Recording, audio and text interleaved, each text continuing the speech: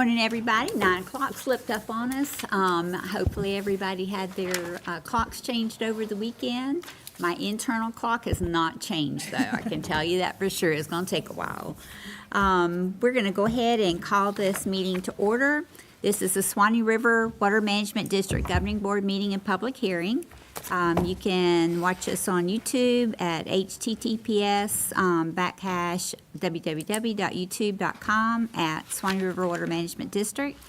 And it is March 12th and 9 o'clock, 9:01. If everybody would rise, we're going to have invocation and a pledge.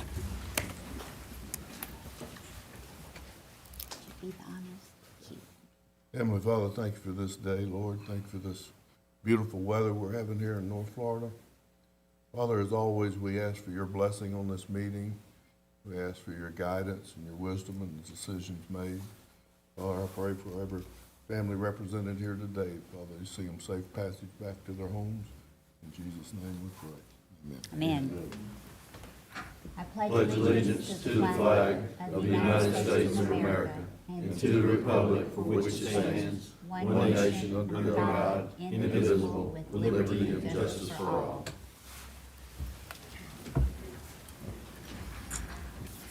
All righty then. Would you like to do a roll call for us? Chair Johns. Here. Mr. Keith. Here. Mr. Schwab. Here. Mr. Smith. Here. Mr. Sessions. Here. Mr. Thompson. Here. Mr. Lloyd. Madam Chair, we have a quorum. Thank you, Robin.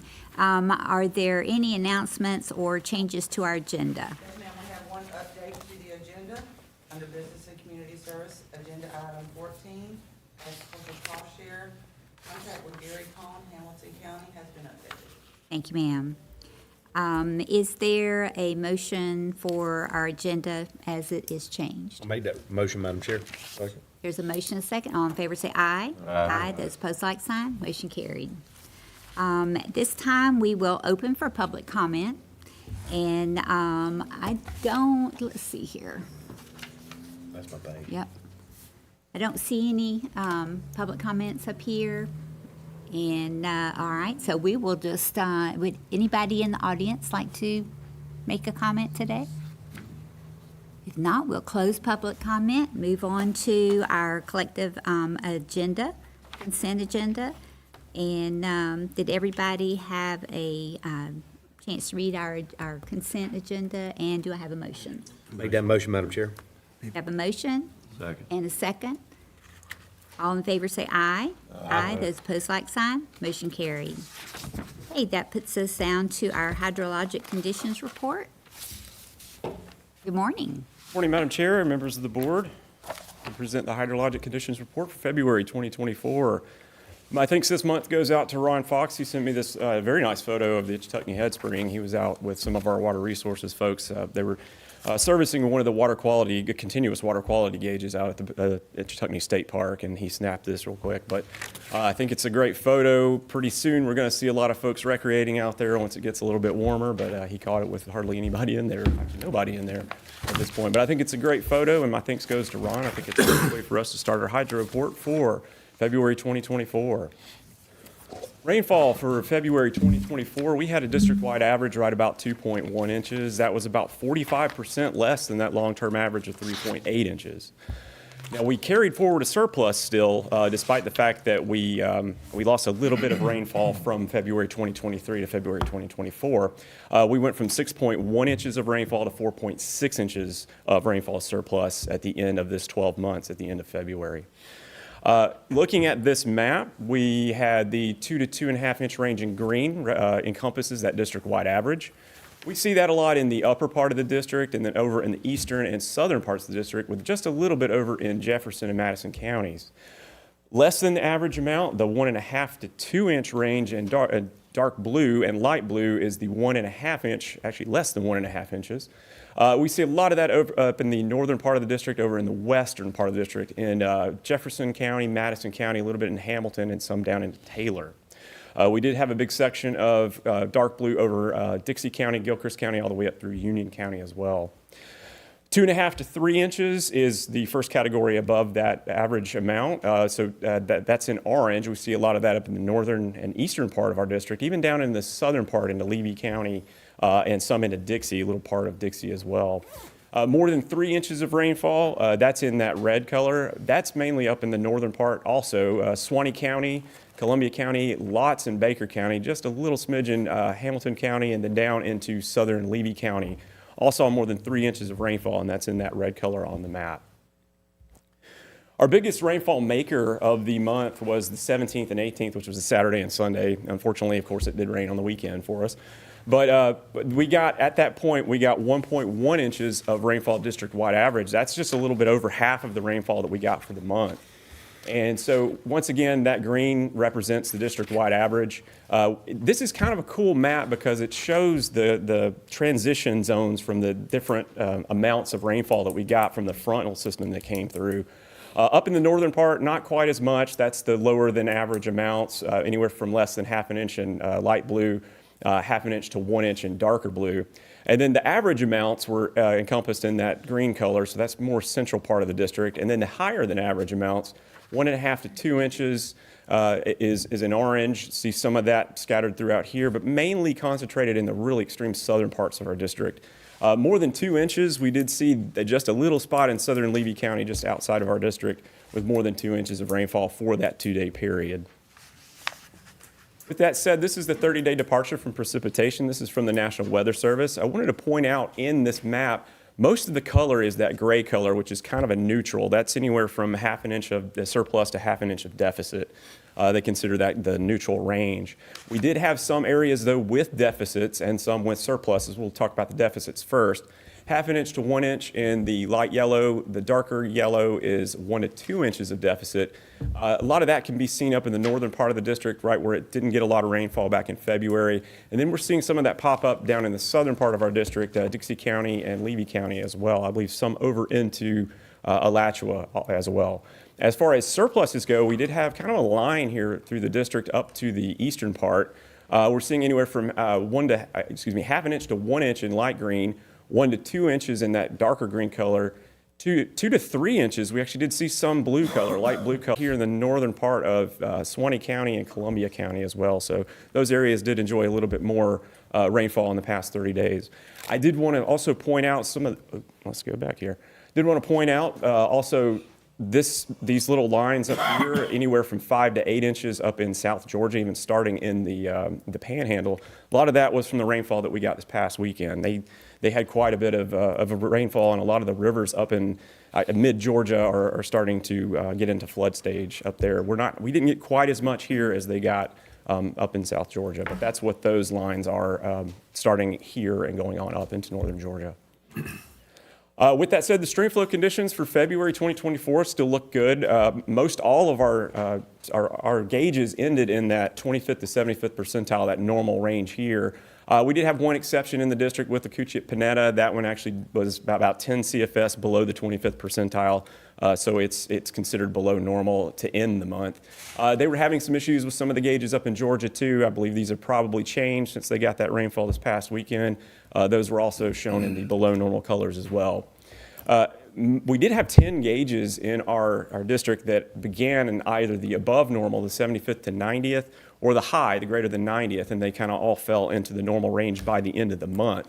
Those gauges include the Osceola, Lamont, Econfina, Finn-Holloway, Steinhatchee, over on the Santa Fe Basin, New River, Worthington Springs and Fort White on the Santa Fe, and then also on the Suwannee, White Springs, Branford, and Rock Bluff. They were all elevated to begin the month, but ended in the normal range toward the February 29th at the end of the month.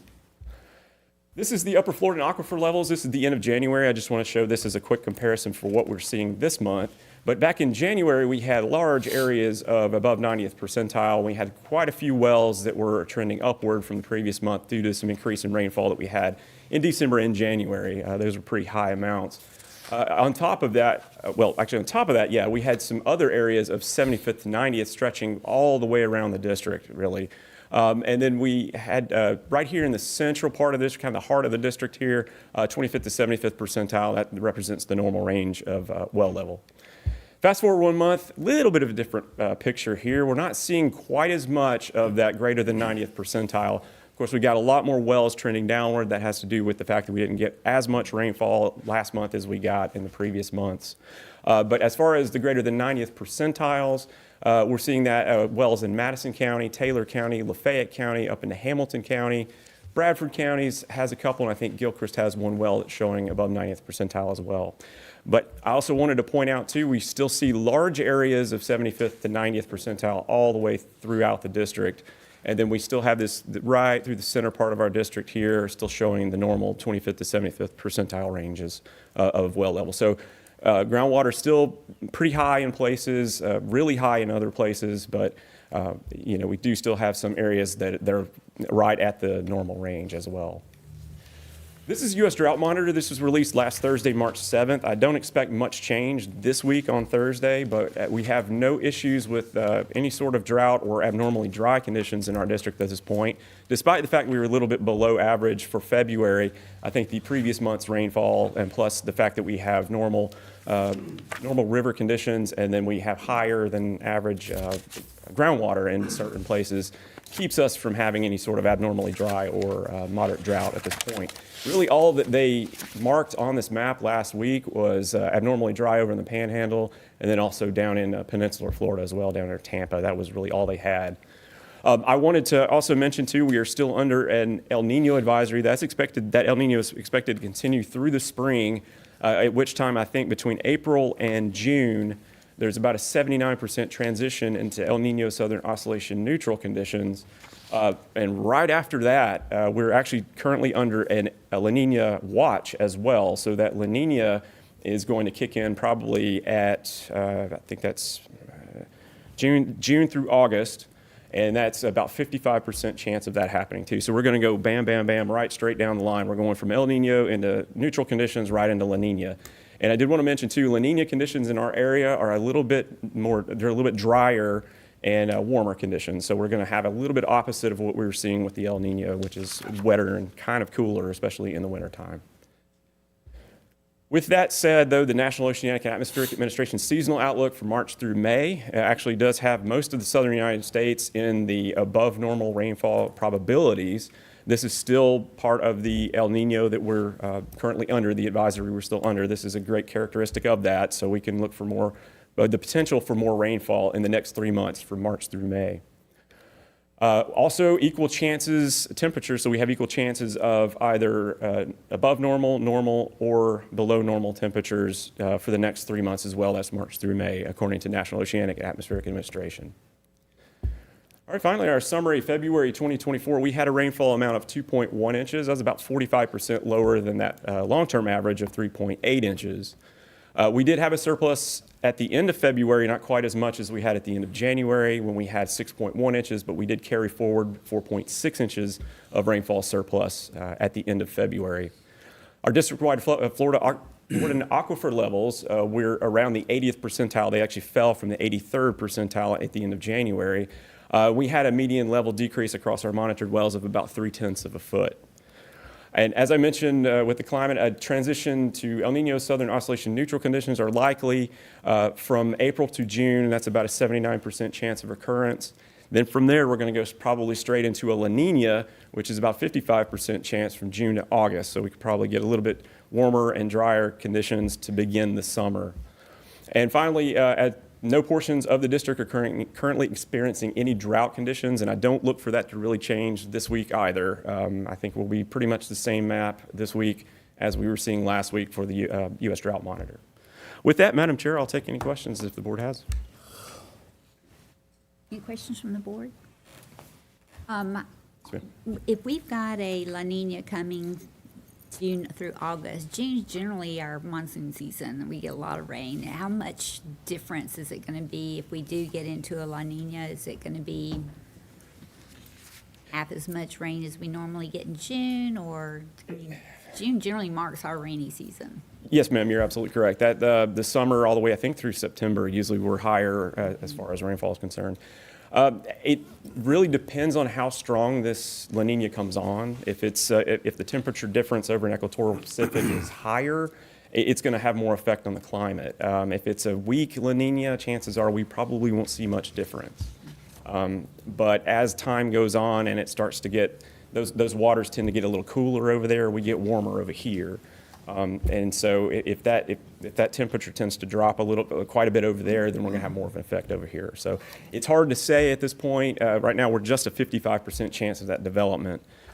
But generally, they don't come on very strong, but there's always a potential for that. That can happen.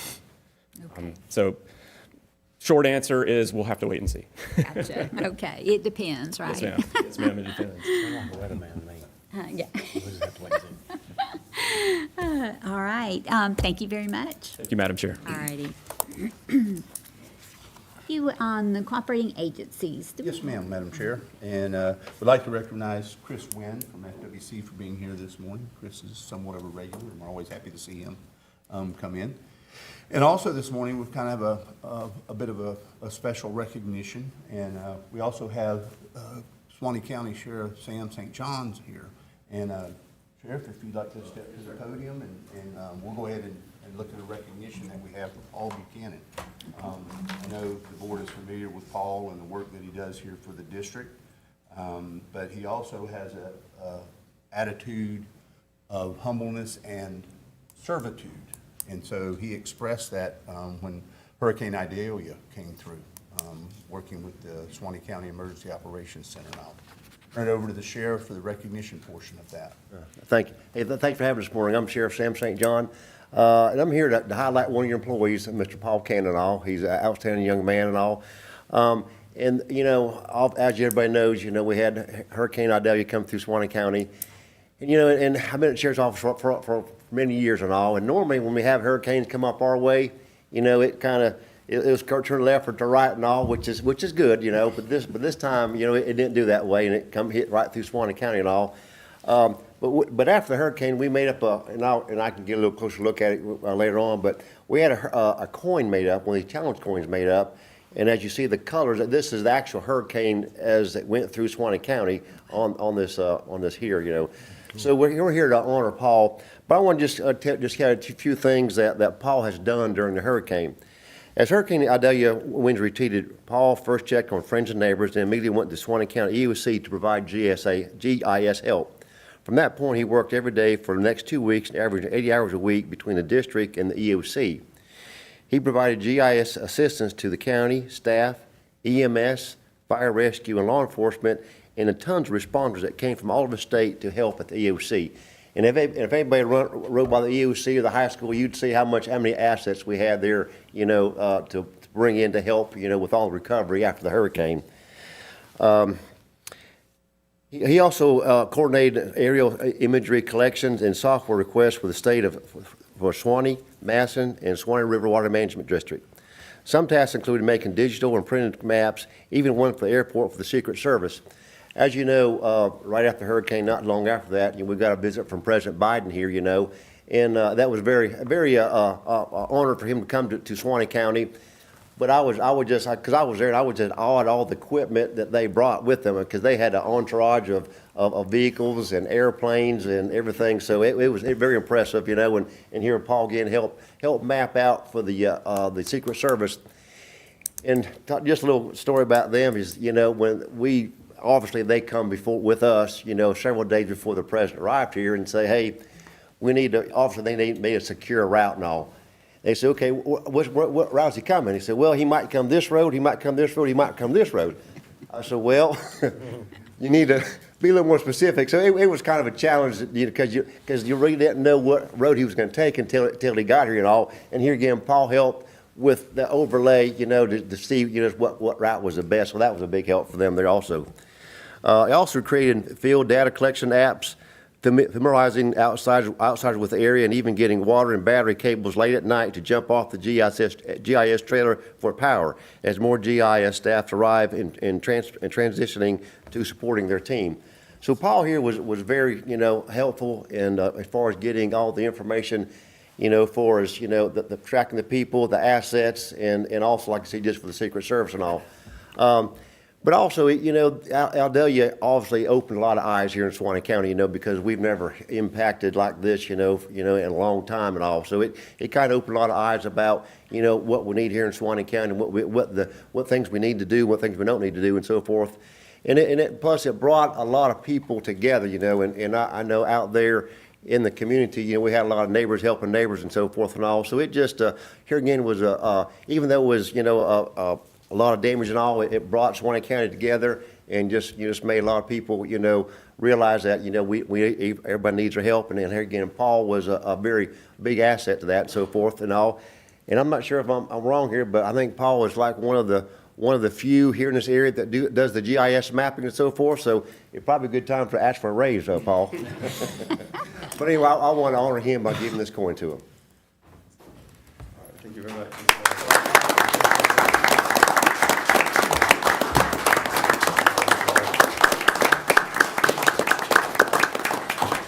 This is quite an honor. It was a privilege to work with your team and support the citizens of Suwannee County and the surrounding area. Thank Thank you. Thank you for coming. Congratulations, Paul. Thank you. Get a picture, yeah.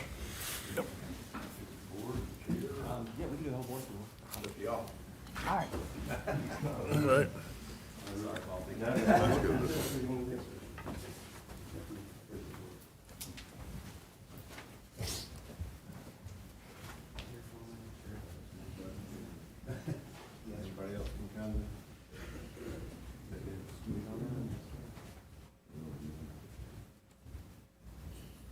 Perfect.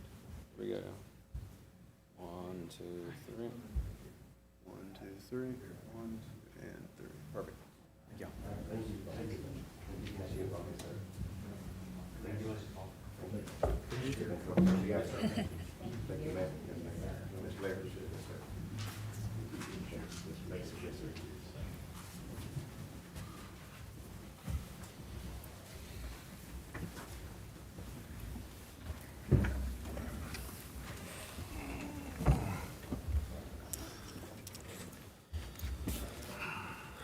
I don't think I've ever seen Paul without a smile on his face. He is a very giving person. All right, we will move on then to, if I can find my place, that was exciting.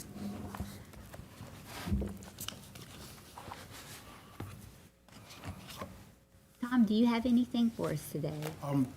Two quick updates. We've got two cases that are still going with Mr. Hill. One was a case where he was attempting again to bring a challenge on the ownership of the property where that dam's located. The court, of course, entered a final judgment against him and also entered an injunction that he could not bring such cases again. That case he filed a notice of appeal, and so that case is presently before the Florida First CCA. The other case is an inverse condemnation case, which we've talked about before. That case is pending before the circuit court. There's a hearing today on that case on a motion for judgment on the pleadings to have that dismissed. And so at the next meeting, I'll be able to give you an update on whether or not that case was disposed of. And that's all we've got right now, unless y'all have any questions of me. Any questions for Tom this morning? Yeah, go ahead. Go ahead. These, his challenges, and I know you say that he's been, it's in the courts now to where he can't keep coming back. Do we see an end to that? So in the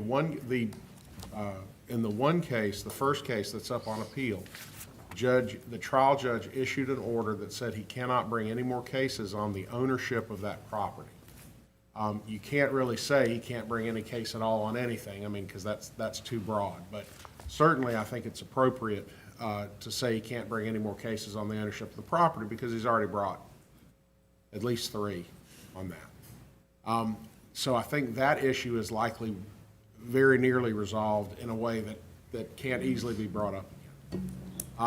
Now, as far as the other case is a good example because there he's saying, well, recently my property flooded and I think it's the district's fault. Is there a good way to prohibit that? Probably not, because that's dealing with present and future events, and you can't really prohibit someone from bringing an action based upon things that may happen in the future, you know. He has not been successful. We've been able to handle it within our insurance coverage and all that, so it's certainly not I don't believe it's a financial drain on the district. It's a drain having to deal with things like this, certainly, and having to deal with staff time and that type of thing. Well, that was my point. It's very disruptive to have that, you know, staff and your time taken up to deal with what I deem is somewhat frivolous, but that's just my opinion. And you know, we pursue and we've gotten judgments against Mr. Hill and his wife for attorney's fees, and those judgments have been perfected. And, you know, certainly if this, you know, if the governing board wishes to try to pursue collection on those judgments, that is within your discretion as to what you wish to, what you would like to do with that. You know, it's a difficult decision, I think, especially for a public body, because you certainly want to give members of the public a little bit of grace on when they want to challenge and avail themselves of the courts, but then by the same token, at some point now, enough's enough, and, you know, but that's a policy decision that the governing board would need to make and instruct me if you wanted to go forward with any of that. Thank you. Richard, did you have a No. question? No, Mr. Chair. Have been any communication with Columbia County about the interlocal agreement? I think the executive director could update you on that better than I could. Madam Chair. Yes, sir, Mr. Charles. We actually have reached out with David Kraus, and we are, in fact, we discussed this yesterday additionally, but we're looking at the end of this month to have some type of resolution whether the county is going to pursue ownership of that property, or if not, then we would take alternative action with that. And that's something that we would bring back to the board hopefully next month with a path forward on what we want to do with that property. That was good. That was my question too. So is it, Madam Chair, Uh-huh. does it appear like there's still a keen interest on the county's part, or are they waning on that? They were waiting until the outcome, at least last year, I think it was, the answer that we received on movement was they were waiting on the outcome of the litigation relative. We've received some information on that now, a judge's decision, Tommy was just speaking of with there.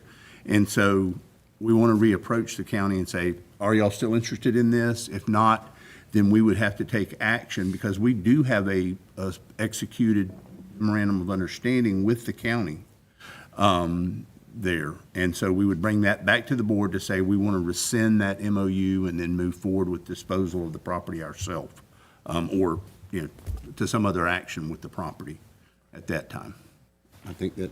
Yeah, I think that's accurate. I think I think what we hope to have by the next meeting is either the county saying, yes, we want to move forward, or we'll bring you back a cancellation of the interlocal agreement for you all to consider.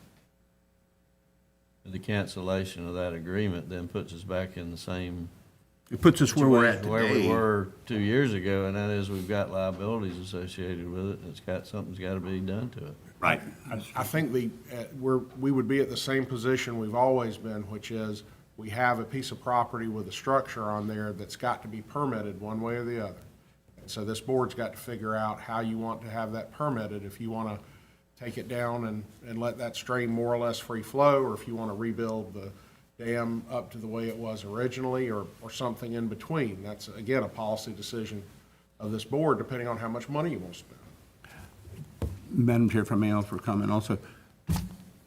Mr. Thompson, I don't remember if you were on the board, it's been 4 years ago or longer, whenever Pat Webster made a presentation with the various options that had been developed for that property. And that's something that we would, if in fact the county decides that they are no longer interested in the property, then that's something that we would look at, is re-exploring those options, and from a cost perspective, and really a feasibility as to what the board, path the board would like to take forward. And, you know, with that, what Tommy references is the structure itself, but there's also part of the property that we could put on the market that's available for development. And so that's another option that we would have to develop as well. And we've had some recent interest in some of the property by another entity there that henceforth is driving the discussion with the county also. I don't know if I was involved in the original presentation, but there was a workshop or something that was involved with giving us all those options, and they were all very expensive. Yes, sir. And I'm sure they've gotten more so. Brief us a little bit on what's it doing now? In other words, we still have a pipe in there and it's going through the pipe, and do we have how's it working at this time while we're waiting on all this other stuff? It's, as I understand it, and certainly we have staff, Caitlin oversees staff that goes out and monitors that property from time to time. But it's at a base flow condition. We have experienced some issues in the past where the outflow structure, the culvert in this case, that passes under the dam over to Country Club Road there, that has been what we believe intentionally blocked from time to time, and we've had to address getting those blockages removed. But it is at a base flow condition. It takes the rainfall that's received, puts it in, somewhat of a natural state. And it puts that through that system out to Alligator Creek.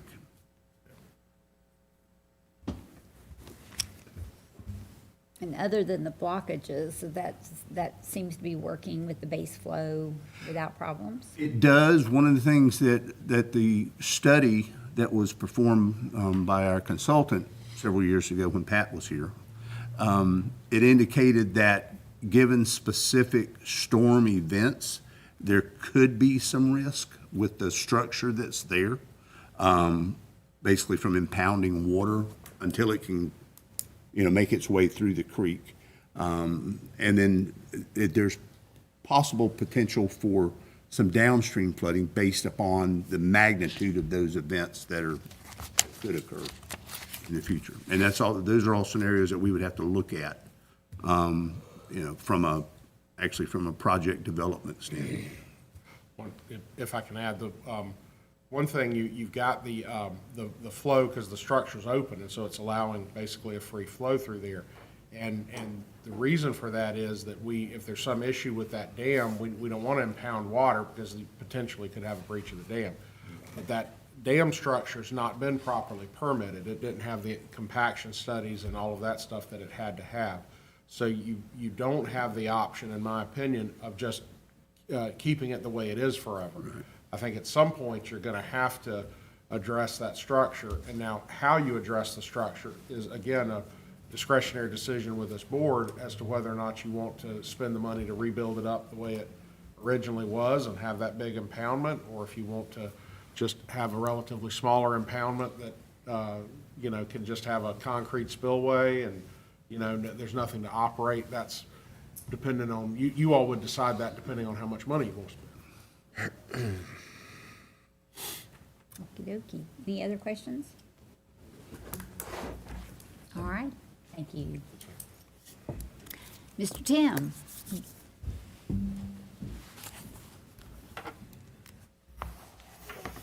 Madam Chair, members, good morning, those in attendance as well. For business and community services, you'll find 8 items on this morning's agenda. Items number 9, 12, and 13 are informational items. And then items number 11, 14, 15, and 16 were approved by way of the consent agenda. So thank you for approving those. And then item number 10 will be presented by Steve Schroeder. I will remind you that this will be Mr. Schroeder's last presentation to this board, as he is now going to try to enjoy retirement for the second time.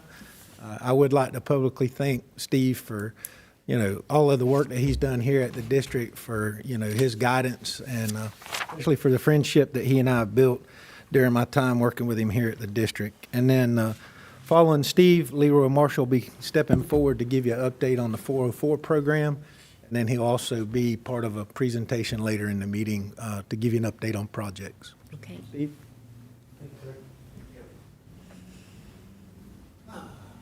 Chair, members of the board, good morning. Good morning. And to add to what Tim said, I'm actually looking forward to the opportunity to move down south and enjoy time with my new grandson, Stetson Levi McPherson. So I have a reason. Congratulations. Thank you. I have before you item number 10, I believe. It is the recommendation to declare surplus property. Due to changes in technology, equipment compatibility concerns, high maintenance costs, and wear and tear over time, various property items owned by the district become functionally obsolete each year. Sections 274.05 and 274.06 Florida statutes recognizes that property items become functionally obsolete, provides a process of declaring the property items as surplus, and for the disposition of those items. This recommendation authorizes staff to dispose of the attached surplus property items, either trading them with new items to be purchased or offering them to governmental units. In this instance, these items will be disposed of by being picked up by A1 Recycling, who will take them out. They disassemble them, sell the certain pieces, and then pay us a portion of what they receive out of that. So we will get some revenue, but it's minuscule. These items have very little value left. They are all IT items, as you can see from the list. They have been wiped and no operating systems on them. I believe Tyler and them even drill holes in the hard drives. So they are of no use. So we get them recycled through A1. We have previously explored options of donating these to various other governmental units and school, including school boards, school districts, and have basically been met with no interest. So move the recommendation to approve the surplus and disposal of the items. Make a motion, to approve it. Second. We have a motion and a second. All in favor, say aye. Aye. Those opposed, like sign. Motion carried. Thank you, Madam Chair. If I may, I want to thank all of you. It's been a lot of fun working here at the district, particularly working for Hugh. He's a wonderful executive director. And working with Tommy, it's been kind of fun as well. So, and all of you have my unending respect for the work you do. Well, we appreciate you very much and wish you all the best. Grandchildren are wonderful. I've heard. Thank you all. Madam Thank Chair, you. Steve, Yeah. one last question before you go, just to make sure we have this all finalized. Is this the proper procedure to show respect for all this end of life? No, sir, we should have a We should do something ceremony. more, shouldn't we? All right. I was talking to Tommy about that. I said, this might be the last time I wear a tie. And he said, no, there'll be one other time. And I said, no, sir. That is, I'm going to be in a shirt like yours and a pair of shorts. That's it. And my sunglasses. Thank you all. Thank you, sir. Thank you. Madam Chair, I'd like to personally thank Steve for the work that he's done here. I remember whenever Steve Minnis and I hired him, and it was interesting, I think, because just a little history, it was interesting because we had actually interviewed him relative to another position at that time, and we didn't think that he was the best choice for that position. But something else, this position came available shortly later, and we revisited Steve and was glad that he accepted our offer at that time to come up. It's been an enjoyable experience. I think he and his wife have enjoyed North Florida. I hate to see you go back south, but I understand with the grandchildren perfectly that. And we'll miss him here. He brings a lot to the table, he always has, and we appreciate the work that he's done for the district over the last 5 years with that. So thank you, Steve.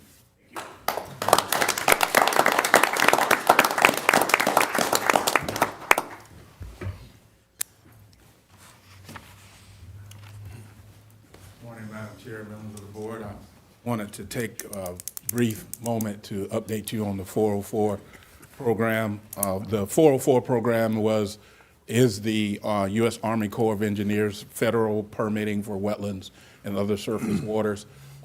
Back in 2020 or so, the state entered into an agreement with the Corps to basically do the permitting for the Corps in the state of Florida. The state DEP took on that program and has been doing the 404 permitting for the Corps for the last 3 or 4 years. However, on February 15th of this year, there was a court order divesting the DEP of that agreement to issue those 404 permits for the Army Corps. So basically what has happened is DEP has notified all of the applicants. The Corps has put on their website about that the DEP is no longer doing it. All they really did was link to DEP's website, and then on DEP's website, it talks about the court case and everything.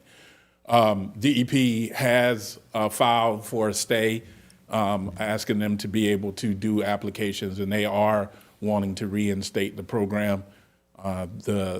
They have asked the districts to continue to send projects that they would be looking to them, that they would be reviewing to them, and we have been doing that. And as far as the district is concerned, as we issue our permits, we're letting the permittees know that, they have to go to the Corps in order to get their permits. So long story short, it's back.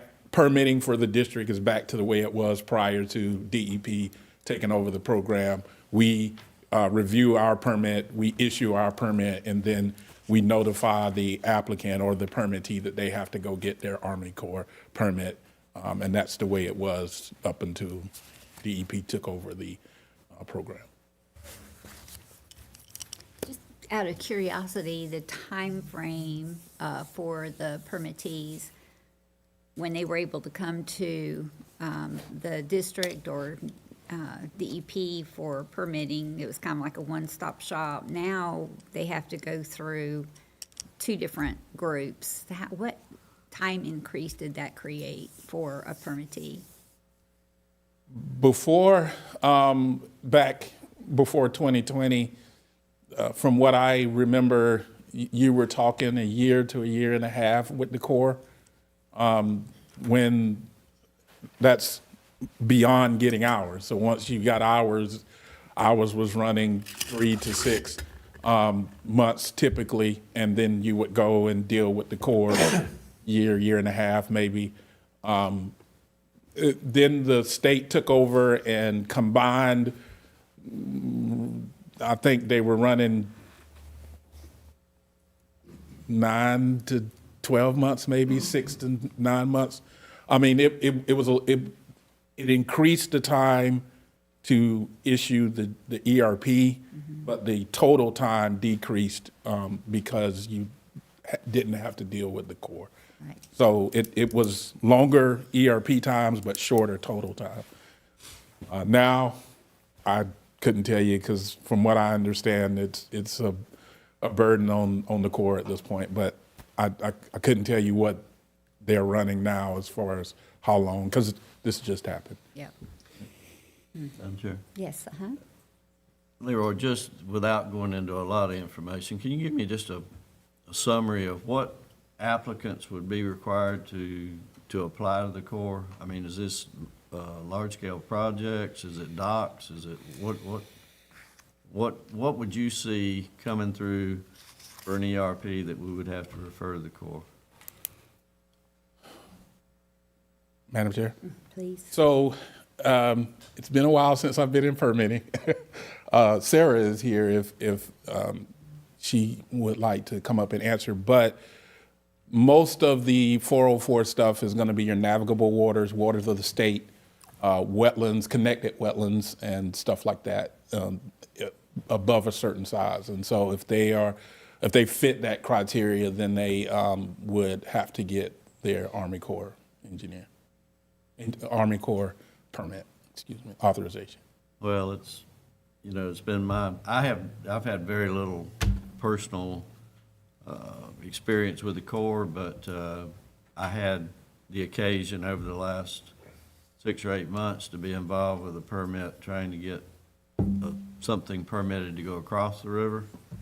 And what should have been somewhat of a rubber stamp deal ended up being, 8 months.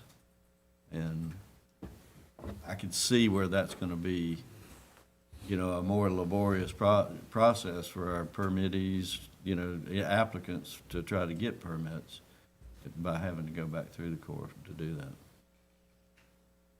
And you kind of confirmed that when you said the timeline had shrunk whenever DEP took it. Question, Leroy. I would assume that the time for permitting had something to do with it being put on DEP to shorten that permitting span. What event occurred that stopped that and sent it back to the Corps? Madam Chair, it was the court case. If my memory serves me correctly, I think it had something to do with listed species. There was a court case where the result of the court case was that the review of listed species was not up to par or something like that. I mean, we could go over the court case and give you an answer on what exactly happened as to why, the court divested the DEP of the responsibility. But it was the court case that stopped their review of the 404 applications. I don't see how that's an efficient way to solve the problem, sending it back. Now they're 4 years out of doing permitting, so they're probably staff-wise and they're not prepared for the influx of permits. Why not a correction to DEP? You need to watch this closer. I don't know why you go back into the bad situation you had before. Madam Chair, we're hearing stories of reviewers being in California and Maryland and all over, doing reviews for Florida. So, I mean, it's where we are, and I think DEP is making the efforts to try to get back to where they were, or revise the program. But at this point, the DEP is not allowed to issue the 404 program authorizations, and so we have to move forward with our applications as the way it was. You aren't trying to interject common sense, certainly. Thank you. Any other questions for Leroy on this? All right, thank you very much. Thank you. 404 program.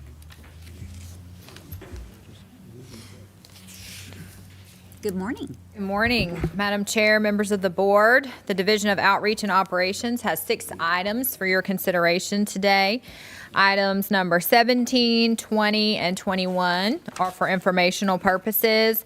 Items 18 and 19 will be presented by Troy Roberts, and item number 22, I will present myself. With that, we'll welcome Troy to the podium. Good morning. Troy, are you the one that gave us that cute little package that we all got? I am, and I can explain that to you. Wonderful, thank you. Pretty soon as well. Well, spring is, I guess, not officially here, but it kind of is. At least, I'm not judging by the weather this morning, but maybe the rest of the week. But because of that, we have 2 proclamations to bring you this morning that you guys are used to seeing every year. But obviously it's 2024. We want to bring it to you again and see if we can get approval to move ahead with these. So the first one is Water Conservation Month proclamation for April. So declaring April as Water Conservation Month will mark the 26th year of this important recognition. Us, along with many government agencies and other entities, have demonstrated support by adopting resolutions or proclamations designating that April is Water Conservation Month. The district's strategic focus on community partnerships and water resource project implementation, dedication to improved efficiencies and conservation, and sustainable management of district water resources illustrates its commitment to water conservation and its vitality to our region. As part of this effort, the district encourages communities to issue commitment to water conservation and offers outreach tools for communities to share with their constituents.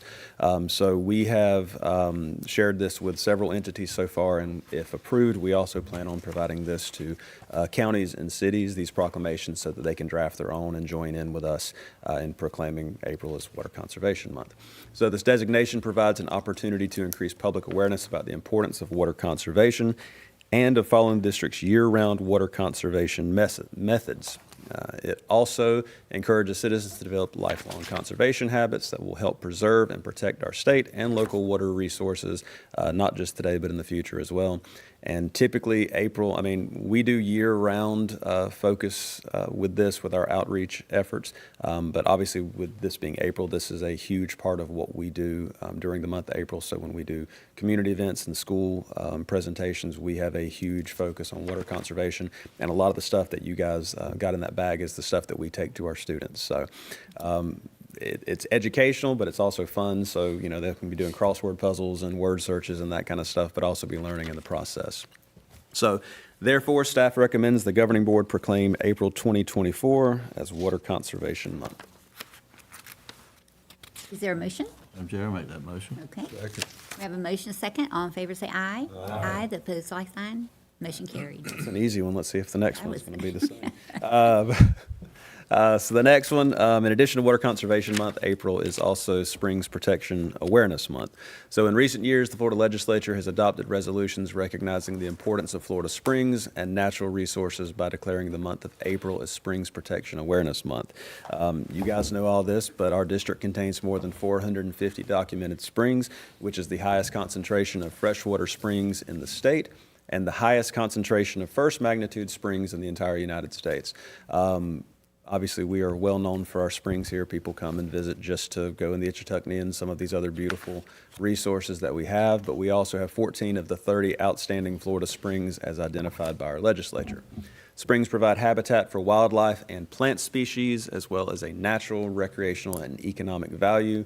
Recreational use of springs supports ecotourism in the region, providing opportunities for swimming, fishing, kayaking, wildlife viewing, canoeing, all sorts of recreational activities that we are known for in this area. The estimated total economic benefits associated with the recreational use supports over 1,000 full-time and part-time jobs and generates almost $9.5 million in economic output. These resources are a major priority for our district. So, much like Water Conservation Month, Springs Protection Awareness Month is important to our outreach, not just with our face-to-face stuff, but also for social media. So we tailor our outreach to that, and so if you're following us on any of our social media accounts, you'll also see a ton of Springs Protection and Water Conservation Month stuff during the month of April. So increasing public awareness of the district's ongoing work to protect springs is a key part of accomplishing our mission, and staff requests that you proclaim April as Springs Protection Awareness Month. Okay. Is there a motion? Motion. And a second? We have a motion and a second. All in favor, say aye. Aye. Those opposed, like sign. Motion carried. Thank you much. We, obviously, outreach is a huge part of what we do here at the district, letting people know of these resources. I know people can go out and enjoy them, but I think sometimes when we live in this area and we grow up around some of these water bodies, we take them for granted. And so trying to make sure that people don't and that they protect them not just for tomorrow, but for generations in the future is a key component to what we do. And we are always very appreciative of the support that you give me and our department and the district as well. So thank you. Thank you. We appreciate the work y'all do.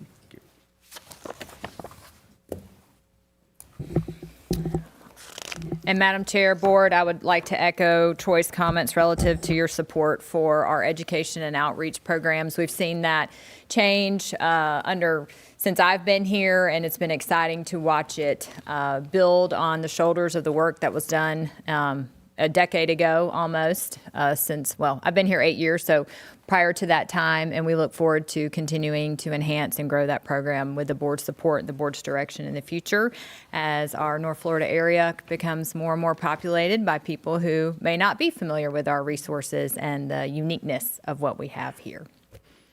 Before I get into the item that I have listed for you, Madam Chair, item number 22, if I may, I'd like to provide the board with an update on our Hurricane Idalia recovery efforts and the land management team's impact and response. So as we all recall, Hurricane Idalia came to us in August, and bless you, and the district suffered across its 15 counties with damage that ranged from minimal to significant, as you would imagine, relative to the path that the hurricane took. So we suffered down, and luckily not like many residents did, including some of our board members that had damage to their homes or to our facilities, because our facilities are minimal. But many downed trees blocking access and roadways to multiple tracks on the district, and our recreation facilities damaged or destroyed. So when I say recreation facilities, that would be gates, fences, kiosks, facilities of that nature.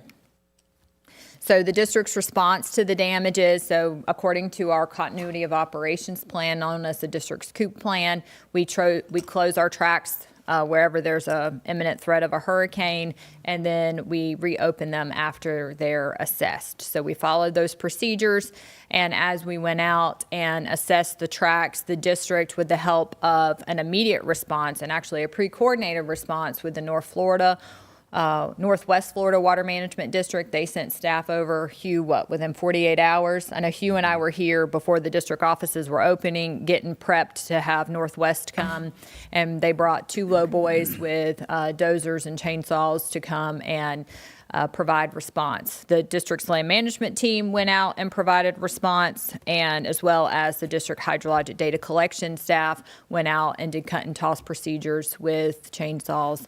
And then a number of our managing partners on lands that they manage in cooperation with the district began to clean up our properties as well. So you can see here the type of this very common tree work that was done. And then we also began to work with contractors to repair roads, repair fences, and access platforms. So overall, the district, we had 5 land management employees, and like I mentioned, we also had staff from the Hydrologic Data Collection Services Office. We also had cooperator assistance with our partners and stakeholders, 8 contractors over the course of 6 months, and then $322,000 was sent in for FEMA reimbursement relative to the hurricane. And I think it's important that while we had a significant on-the-ground field support, we also had really phenomenal in-office logistical support. Tim, Bill McKinstry, and Pam Shaw and their staff all ran point to help initiate the FEMA reimbursement, seeking reimbursement for things and pushing FEMA to consider things like lost revenue on timber that was damaged that we were able to get emergency harvest on, the additional cost of fire line prep that it is going to require of the district due to downed trees, and other expenses that we're going to incur that may be indirect in nature, and really work with FEMA to try to get those addressed. So again, a huge thanks to Tim and to Pam and to Bill McKinstry, who spent a significant, and their staff, who spent a lot of time getting this information pulled together. And if you have done work with FEMA before, you know that it's a wonderful program that provides great assistance and also requires a significant amount of paperwork. So we are happy to do it. And with that, I'll take any questions relative to the Hurricane Idalia response. Any questions today? I'm sorry. What percentage of our lands are still damaged, or is everything operable now? Yes, sir. So as of last week, we inspected our last road on the Christian track to ensure that it was properly repaired, and it has been completed and is now open. So that you'll see damage if you go visit district land. You'll see where there's fallen trees and things pushed out into the woods, which is our practice. And so it's going to take time, just like it does after any storm, for nature to recover itself. But as far as access, we are open. Very good. Yes. Madam Chair. Yes, sir. Did the district have previous experience with FEMA reimbursement, or is we having to kind of go that on the fly, so to speak? I know that FEMA is very detailed, and the documentation is laborious at best. But my experience with it has been that if it is submitted properly, then and it's authorized or approved cost, it comes. It takes a while, but it does come. Madam Chair. Yes, sir, we have submitted for FEMA reimbursement in the past. I'll have to find out from Pam which events those were for and to the extent that we requested. We are very blessed to have Tim Alexander here in his former role at Dixie County in emergency management. Made him well suited to help us ask for as much as we could. But staff were familiar with the process. They were prepared for the documentation. We just always want to improve on what we did before to maximize what the district is eligible to receive. Yeah, thank you. Madam Chair, one storm that comes to mind, memorable for me anyway, because it was just a couple of months after becoming director, was Irma, when it came through in 17. And staff, as Caitlin has indicated, staff, and Pam Shaw's not here today, but Pam has been very instrumental in her staff in pursuing those reimbursements, and educating staff as to the documentation required in order to do that. So it has been a process. It's not always quick to get reimbursement, but it is generally, it does come for the most part, as long as you have sufficient documentation on it. That's good. And go ahead. Sorry. Unlike some federal agencies that seem to be overbearing, FEMA is one of those that, for small communities, is absolutely necessary. Yes, sir. I mean, you take Suwannee County, for example, the amount of damage that they incurred and the cleanup costs involved and to get it cleaned up. If it wasn't for those funds being available, it would bankrupt the county. I mean, they just couldn't do it. Not to mention the electrical service and the other services that are provided that are eligible for reimbursement as well. Right. We appreciate the hard work. Thank you. Well, and we appreciate the support of the board being able to turn those lands around as quickly as possible and make them available for not only management activities, but also for public use. All right. With that, we will move on to item number 22, which is on OPS page 13 for the board to consider. So switching gears to the hydrologic data collection services aspect of the Outreach and Operations Division, one major component of that program is water use monitoring as it relates to our agricultural water use program, which you're going to hear later in a presentation from Amy Brown, and likely will harken back to presentations from Emily Ducker in the past. The agricultural water use is our largest water use in the district. And as they receive water use permits or consumptive use permits, monitoring is required by Florida statute on all wells with an 8-inch diameter and greater, groundwater wells that are 8 inches in diameter and greater, and surface water pumps 6 inches in diameter and greater to be monitored relative to Florida statute and district rule. Water users can self-report data on a semi-annual basis. However, in 2012, so 14 years ago, the district board implemented a program to provide agricultural water users with monitoring, to assist them with their monitoring requirements by offering installation of telemetry stations or direct receipt of electric cooperative data, both of which report on behalf of the producer. The district's current agricultural monitoring network includes 322 telemetry stations, which are maintained and monitored by the Hydrologic Data Collection, or HDS staff, 865 electric stations where we receive the data around monthly, and that is received by the district's water supply planning office, and then 20 self-reported stations, which that information goes directly into EREG with the district's water use program under Warren's office. These numbers do not include wells that are pending construction, have not yet been visited, or are on a rotational visit. So that's the background of the agricultural water use monitoring program and the directive that we're seeking to amend with your approval today. So that directive includes a number of information. You can see it there listed. The red line is the changes that we have proposed, and the summary of those changes are bulleted here in your memorandum. And what it does is it allows a 5-year revisit cycle for rotational crops such as watermelons, or where we have noticed infrequent use. It clarifies monitoring expectations for permits where we have seen ownership transfers, land use changes, non-responsiveness, or permittees who refuse monitoring. And it also clarifies where estimated water use versus monitored water use will be used on wells that have a reduced diameter or have rotational crops or infrequent use. These changes formalize what have been district practices for the past few years and establish a formal standard to address monitoring on minor water use. Field implementation of these practices has been ongoing for the past few years, has been well received and appreciated by producers. There are no costs associated with these programmatic updates. And this directive will supersede all previous versions of the Agricultural Water Use Directive and also includes the non-use directive as well. A clean copy and red line copy of the directive are included in your board packet. So one thing to note too, Madam Chair, if I may, is that part of a few other directives that the district has and the board has considered and updated in the last few years was to reconsider the agricultural cost share directive that Leroy and his team oversee and implement. And one of those changes was that for agricultural cost share recipients, they have to be in compliance with their monitoring permit requirements and several other things as well. So part of this directive prioritizes agricultural water use, prioritizes permittees with agricultural cost share so that we get their monitoring implemented, again, as a priority in association with the other directive that was written.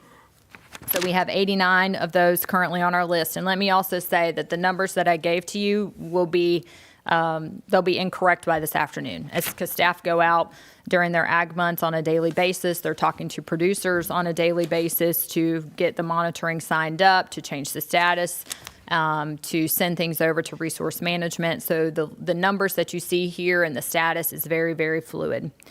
But of those that I mentioned, and you'll see them in that agricultural water use monitoring memorandum that we bring to the board on a monthly basis, of the categories that we have listed here of where we are looking for the board to approve these changes, we have 67, again, this was as of March 7th. We have 67 wells that are pending monitoring.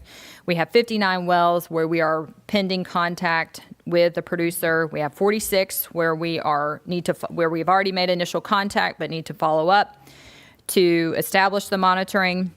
And then we have another batch that we call our revisit. So those would be those 5-year rotational wells where we have made contact with the producer and say they are growing watermelons or they're on a hay crop or it's very infrequent. Again, the statute says that if you have 2 years of non-use, the district water management districts at the statutory level may consider revoking their water use. Well, that doesn't make sense if it's a rotational crop. So we wanted to address that specifically in our directive. So far, of those 188 that'll be revisited every 5 years, 54 have classified as rotational, 36 are infrequent use, 84 don't have any infrastructure on them yet, so they may have a well drill, but there's no pivot or no motor. And 14 are to be determined because they need to follow back up with a technician. Then, and again, associated with this directive, it clarifies what the HDS team will address and then when they will send certain situations over to resource management, which are laid out in the directive. We have 120 of those. 20 are inactive or non-use. So that is from the producer. That's not a district determination. That is a producer. We have talked to that producer and they say, I'm not going to use this. I have no intention of using this ever. Not rotationally, but ever. So we have 20 of those. We have one that David King's working on establishing self-monitoring. We have 15 that they drilled an 8 but dropped it to a 4 or a 2, and that's fine as long as they follow the proper procedures laid out in the rule relative to what Warren will share with them. 9 have some editing things that we need to do, contact information, coordinates. We have 34 that have had a land use change since they came in. So that means we contacted, and again, these are numbers where we contacted the producer, and it's no longer in agriculture. It's in pine trees or a solar field or a subdivision. And y'all can imagine seeing the growth in our area where those might be. We have 8 proposed that have no well. We have 31 transfers where ownership is transferred. Again, those will go to resource management. And we have 2 that we have been unable to reach. So if you, again, go back to the memorandum that talks about the 480 some odd wells that have yet to be determined and are still to be addressed, that makes up those numbers I gave you make up that 480. So we have touched them already. And since the board really supported ramping up this program in March of 2022, I just wanted to give some high-level numbers, and I'll be done. Since March of 2022, when we really started looking at agricultural water use monitoring and looking at the services we provide these producers and really seeking to meet their needs in the field and programmatically address our directive, we've installed 297 new monitoring sites since March of 2022. We've reviewed 188 for a revisit and 120, both of those buckets I just mentioned to you. And so we have touched a total of 605 stations since March of 2022 with a staff of 5 and some additional support, and that is not the only aspect of their job. That is one part of their job. They also monitor our river and lake levels conditions, our groundwater conditions through the hydrologic program. So with that, Madam Chair, I'll take any questions. And again, we very much appreciate the board's support of the HDS program and the work that it continues to do as we continue to address the needs of our region. I guess my biggest question is, would you let them sleep ever? Sounds like they cover a lot of ground. On the numbers that you gave us for the land use change, I don't know whether you have acres, it'd just be, how many permits did you say have gone through a land change that don't do ag any longer? 34. 34. As of March 7th.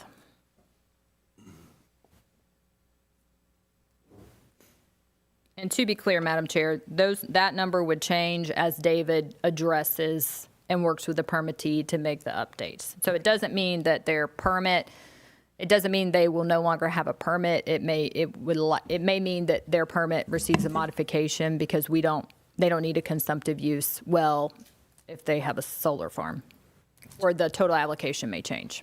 Okay. Any other questions? That was a lot of information. Nice to have.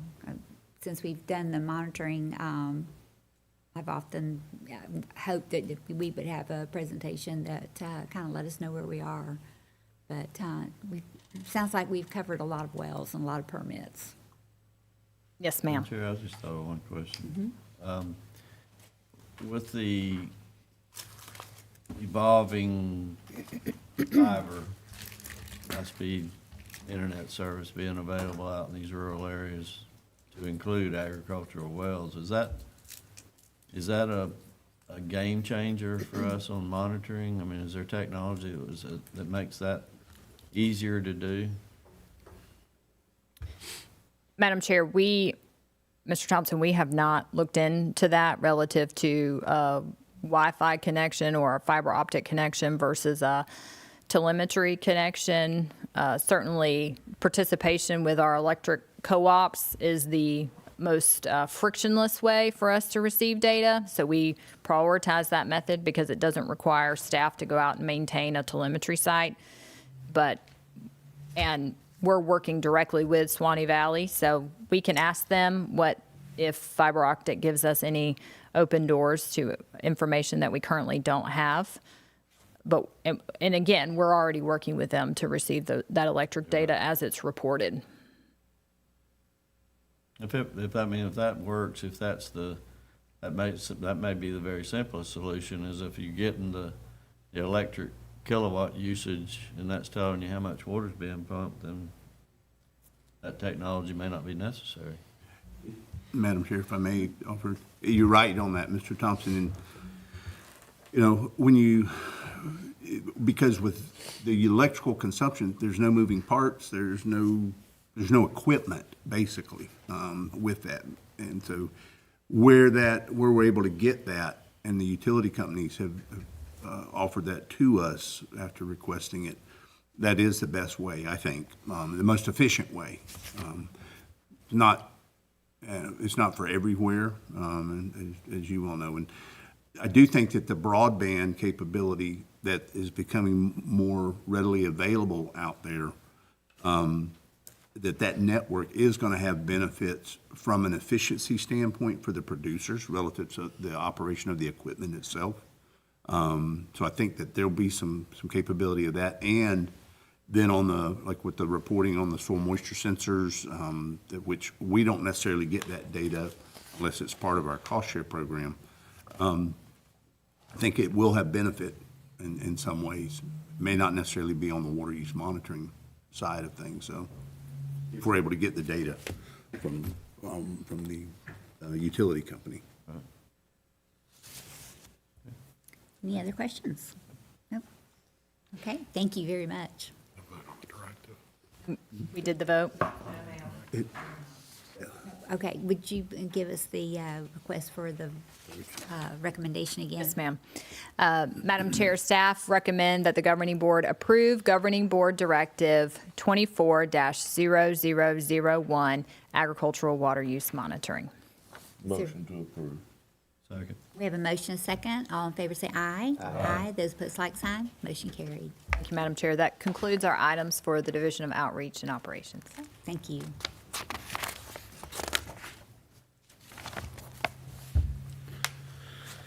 Still morning, Dr. Brown. You're doing good. Good morning, Madam Chair, members of the board. Water Resources had 2 items. First, thank you for your approval of item number 24, which is the Western Water Supply Plan, which was on the consent agenda. Item 23 is just a brief update, well, maybe not as brief this time, update on Water Resources. We got some questions last month about how the district is doing, how the planning numbers compare to what we're seeing, and also how the flows are looking on the system. So I wanted to step you through a couple of slides. Before that, I just have one other informational item for you. The staff of the Office of Water Resources are working with contractors right now to create a new online web data portal. So that's going to be a public-facing portal where people can see and access our data maybe more efficiently than they currently are. We're currently anticipating that that could come to us in April, and so I just wanted to make you aware of it. It is going to improve access, but it may also change to some extent the look of some of the pages that people access frequently for water levels and river levels and rainfall and things like that. So I just want to make you aware that that change is coming, and as it is rolled out, we'll certainly step you through the new information. It should allow easier access to some of the data that we collect as a district. So with that, I'm going to move over to this presentation and just step you through some of the water use estimates and projections and some flow information. And then at the end, I'll hand it over to Leroy, who will update you kind of on where the projects are today. So without going into too much detail, I just wanted to give you the history of water supply planning, because one of the questions that we got was, how have we done relative to what we have projected in the past? How are we doing? And so it's a good time to think about that question. It's one that we've looked at internally before, because 1998 was the first water supply assessment that the district put together. And so for that assessment, the base year that we had to work from, the data they had to work from was 1995, and they were actually projecting out to 2020. And it turns out that we have now passed 2020, so we can actually look and see how that projection did relative to the reality. The next water supply assessment was in 2004. That had a base year of 2000 and projections. They were very ambitious in 2004. I think it was an ambitious time for Florida. And they projected out to 2050 for that plan, which is beyond the statutory requirement. 2010, there was another water supply assessment. They used data from both 2000, which was a census year, and 2005, and projected out to 2030. 2017, one of the outcomes of that was the first regional water supply plan, which was approved in 2017, and then we had a companion water supply assessment that were approved in 2018. So that was a base year of 2010 and projections out through 2035. And then we just approved 2 water supply plans, the first for the western part of our district, and the North Florida Regional Water Supply Plan was updated for the eastern part of our district. That we used a base year of 2015, and we projected through 2045. So the first question that we were asked here, and I'll step you through some of this information, was how do the population projections that we were working with compare to what we're seeing on the ground? And I'll step you through this. This is, just let you know, this is not district population. This is for the 15 full counties that the district resides within. One of the things that we can see from assessment to assessment is the method of calculating how you split the population between the 2 districts can make a very big difference on how you interpret the results. You might think, oh, the district didn't grow, but no, in fact, it was just the method of calculating the split for where Gainesville is part St. John's and part Suwannee. So one of the good ways to look at the information in terms of how we're growing in this area is just to look at the full county populations, which is how the state does it for us. So the population is on the y-axis, time. On the x-axis, the black dots are our estimates, or the state's estimates of total population for those counties. So you can see there was kind of a linear growth trend that occurred. At the time of the first water supply plan, the 1998 plan, these blue squares represented what was anticipated for projected growth for the region. And again, you can see they were projecting a linear growth to occur with the 15 county population getting up to about 700,000 by 2025. 2010 similarly saw the projections based on the 2005 water use and population was also similarly projecting that aggressive growth pattern. But then as you increment forward to the next planning process, you can see that something changed. And again, this time period was one where the magnitude of growth in Florida as a whole had kind of been affected by the downturn that occurred at that time and other factors. So you do see the actual population diverge from that linear growth that was previously being projected. But now, as you increment forward to the planning that we have today, the data that we used for the water supply plan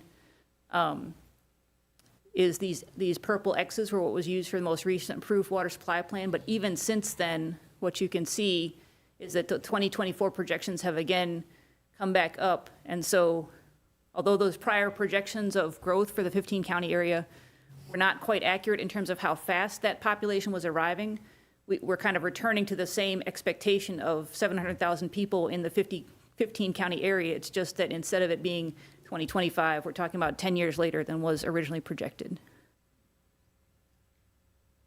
This is just a refresher on where we are based on our current planning process. So the estimates as of the most recently approved plan using the base time frame of 14 through 18 is about 244 million gallons per day. As Caitlin mentioned, the largest portion of our water use is agriculture, about 143 million gallons per day. And the projected growth through 2045 at this point is up to 186 million gallons per day for agriculture and close to 300 million gallons per day for total water demand. So if we take a look at what the past assessments and plans had, the first assessment we had, 1998, the black data is the data that we currently have as our best estimate of what the water use actually was for any given year. So at the time the assessment was done, this was the last point that existed on the graphic that they were aware of. They did the assessment here. Their projected future withdrawals through 2020, it's actually pretty close to where we ended up being as best we can estimate. So it's relatively impressive to think that they got that close. What is also interesting, though, is to take a look at what they were expecting the water use to look like in 2020 versus what the water use looked like as best we can estimate today. So on the left-hand side of this was the projection from the 2020 water supply assessment that was produced in 1998. Or sorry, the 1998 water supply assessment that projected to 2020. And then on the right-hand side is the estimated actual use that we used for the year 2020. So what you can see here is, although the overall number is correct, the magnitude of the agricultural use was underestimated. The magnitude of the commercial, industrial, institutional public supply and domestic self-supply were overestimated. So although the total that was projected was correct, the relative proportion of the growth that would be seen by the different sectors was not quite on target. So if we move forward to the 2004 assessment and we look at where they were, again, at the time of that assessment, there was an expectation that we would see a pretty steep growth pattern. Again, in 2004 in Florida, there was a lot of growth occurring that subsequently got stalled by some of the economic conditions.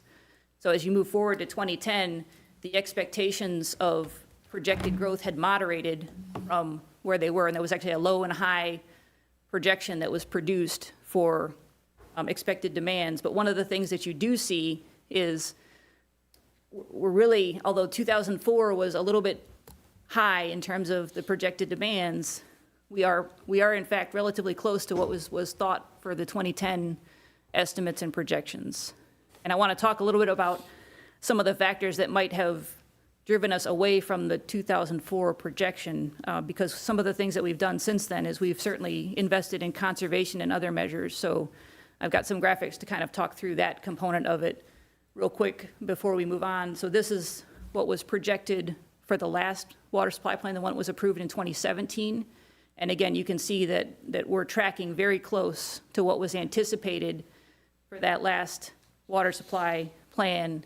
And then if you move forward to the most recent one, the magnitude of the expected growth in withdrawals has moderated.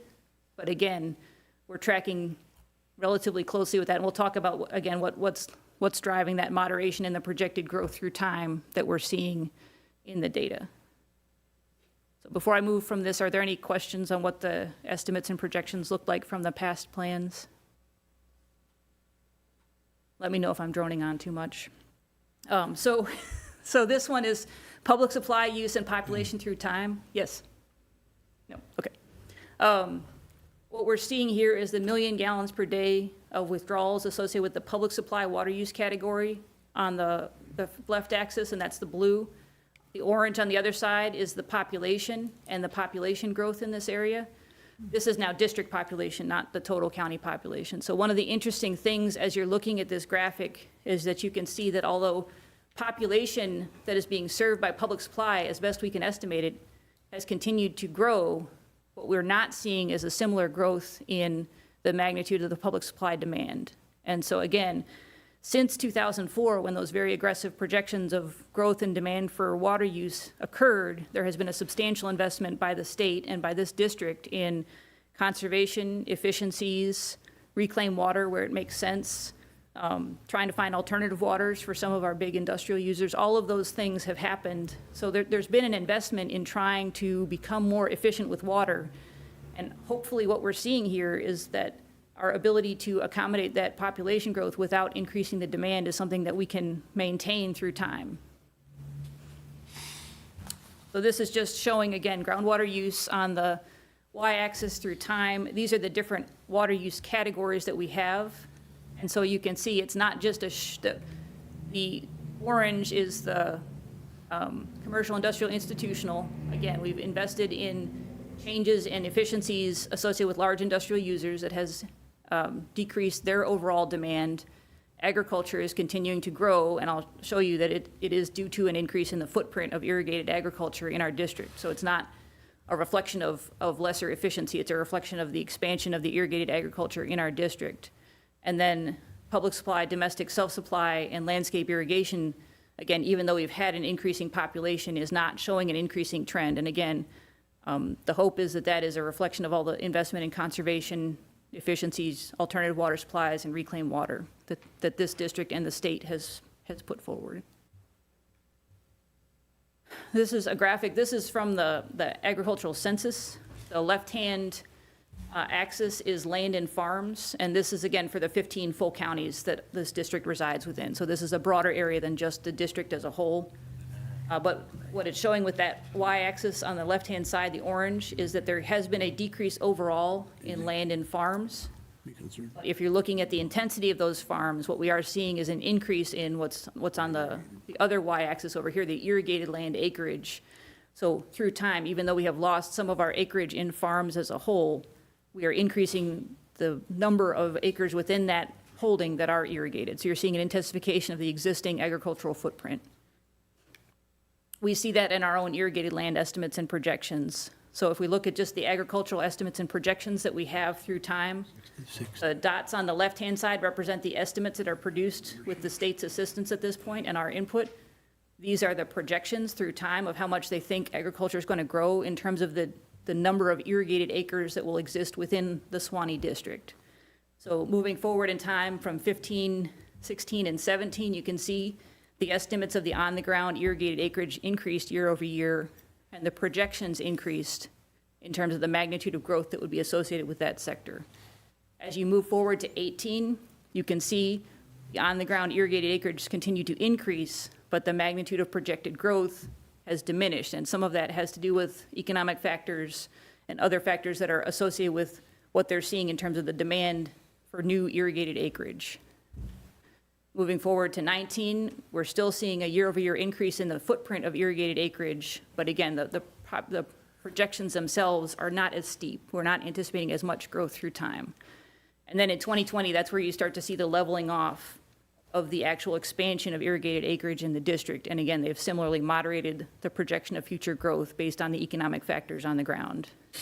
And for 2021, again, there's a slight increase in irrigated acreage, but not that steep slope that you were seeing between 15 and 19. So that's what we're seeing on the ground as it relates to irrigated acreage. So when you see that increase, we do see that as an increase in the footprint of irrigation, not a reflection of a change in efficiency for the worse.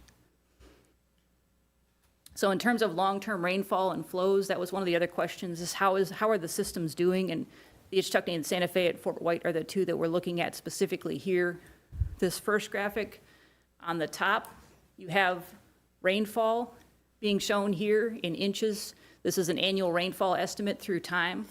And this is for the full period of record that we have for the Ichetucknee River at US 27, or Highway 27. On the bottom, I didn't mean to hit that button.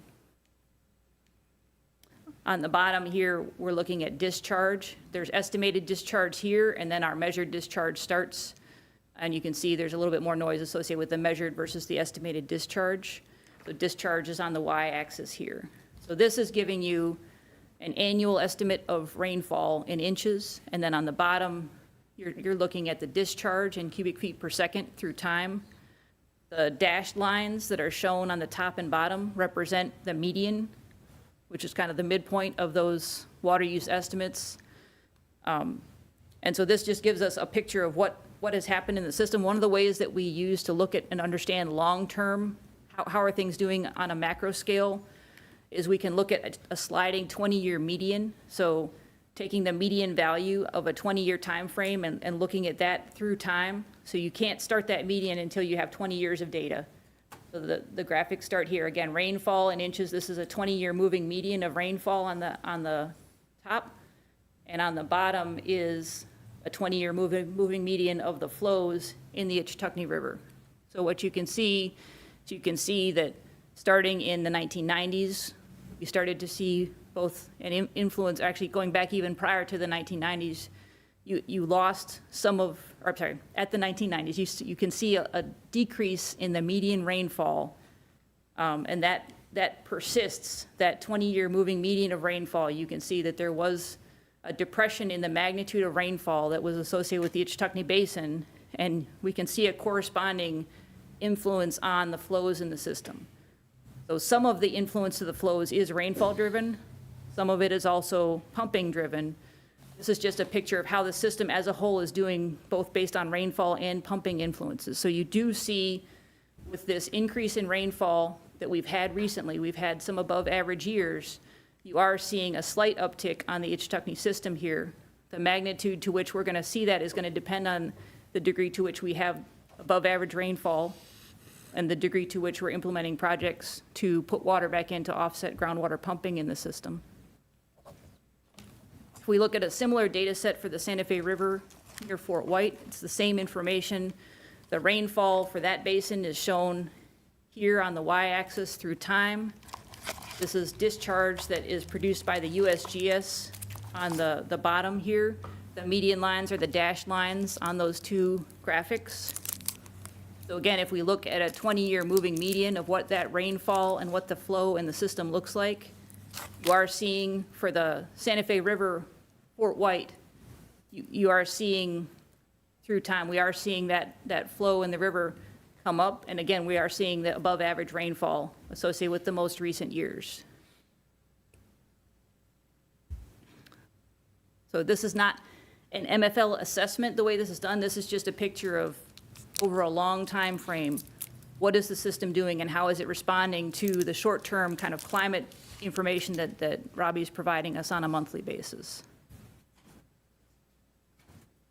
So in terms of what we're doing from here, one of the things I wanted to highlight is that in the water supply plan, one of the sections that was included in the North Florida plan, because it was an update to the prior plan, was all of the projects that had been put in the ground since the 2017 water supply plan. Many of these projects, which are shown here on the map, reflect conservation, alternative water supply, and other types of projects. They're summarized on a table here, and again, this was a joint effort, so this information is for the eastern part of our district and for Region 1 of the St. John's District in terms of the projects put on the ground and the estimated benefit associated with those projects. Now, some of that benefit to those projects is offsetting some of the growth that we're seeing in this area, because in addition to the growth that I showed for the Suwannee District, the St. John's District is similarly experiencing even more population growth, but less in the way of agricultural growth. So with that, that's the information I have to kind of answer the what has happened piece of it. And unless there's questions, I would hand it over to Leroy to talk about some of the ongoing work that we're doing in terms of projects. But if there's questions on this part, I would be happy to answer them. Back to the, it was way back, the population growth versus the public supply.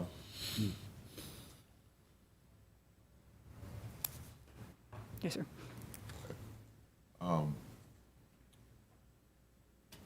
In our population, in our public supply, do we account for residential wells? Irrigation wells? Residential irrigation wells or domestic Just homeowner, population. So if, the way that we estimate water use, we have a service area, and we have from the utility how many active connections they have within their service area. So we would estimate it, in many parts of our district, there is some portion of that population, when you look at how many connections the utility says they have, some portion of that population is still self-supplying their water. That piece would be included in the data that we have. The component that is not included now, and we are currently working on, is if someone is receiving their water from the utility, but they have a supplemental irrigation well in addition to that, that usage from the additional well, if they're getting their household water from public supply, but using an additional well on their property, that piece we are not currently estimating. We're working right now to develop a methodology to do that estimate. Has there been an uptick in residential well permit? He has one job to be, yes, sir. You would think have been. natural population growth in a rural area, there's gonna be a lot of residential wells. There are, and we do know that there are residential wells within service area boundaries.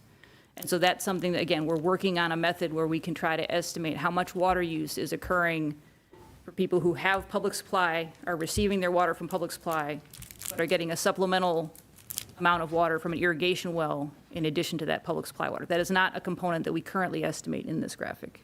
Madam Chair, but and if I may add, the residential water supply, Mr. Charles, that you see down the road from here, right here, that's considered as domestic self-supply, and that there are some numbers for that? Yes, sir. How are those numbers obtained, Amy? Are they just averages? So what we do to estimate the domestic self-supply, which is shown on the blue line here, is a combined estimate of public supply, domestic self-supply, and landscape irrigation. To estimate domestic self-supply, what we do is we take the information for a county. They have public service areas or public supply areas within that county. We estimate how much the residential per capita water use is within the public service areas, and we assume that people outside of that service area are using an equivalent amount of water. So we can't directly measure the domestic self-supply use of people we have to do some form of estimate. So currently what we're doing is we're assuming that the people for their residential use are using about the same water as the people in the county that are on public supply. Some of that would be missed. You know, people have private gardens, and they may or may not have landscape irrigation with that. One of the things that I did want to point out, so Amy, this goes to 2020, and given some of the permitting reports numbers that we have seen, Warren and others in our permitting group, over the last 5 years, essentially since COVID, which is recommended, or what's represented up there, we've had record numbers of residential wells constructed in our district. So I would imagine there will be an uptick in that blue line looking beyond 2020. Correct. I think one of the questions is whether our conservation measures, like was shown here, I mean, if our conservation, alternative water supply, and other measures are able to reduce the per-person water use, then it may be possible that we can keep the blue line flat even with expanded growth. But one of the things that I think you've received a presentation on not too long ago is if the new growth that is coming comes with in-ground irrigation outside the house and some of these other factors, what we are seeing is those per-person water use demands associated with some of those new developments that are coming in would be higher than the long-term average for this area. And so again, at that point, you might see that population growth would again come with an uptick of demand, maybe not equivalent to the magnitude of new people coming in, but with an upward slope associated with the magnitude of population growth occurring in the area. Madam Chair, we got a question. Ms. Amy, so do you get in touch with local counties and municipalities, or especially the counties, as far as permits for wells being drilled? To estimate the domestic self-supply, what we have been doing is using so there are statewide estimates of total population, and then we get the estimates from the municipalities of their estimated served population.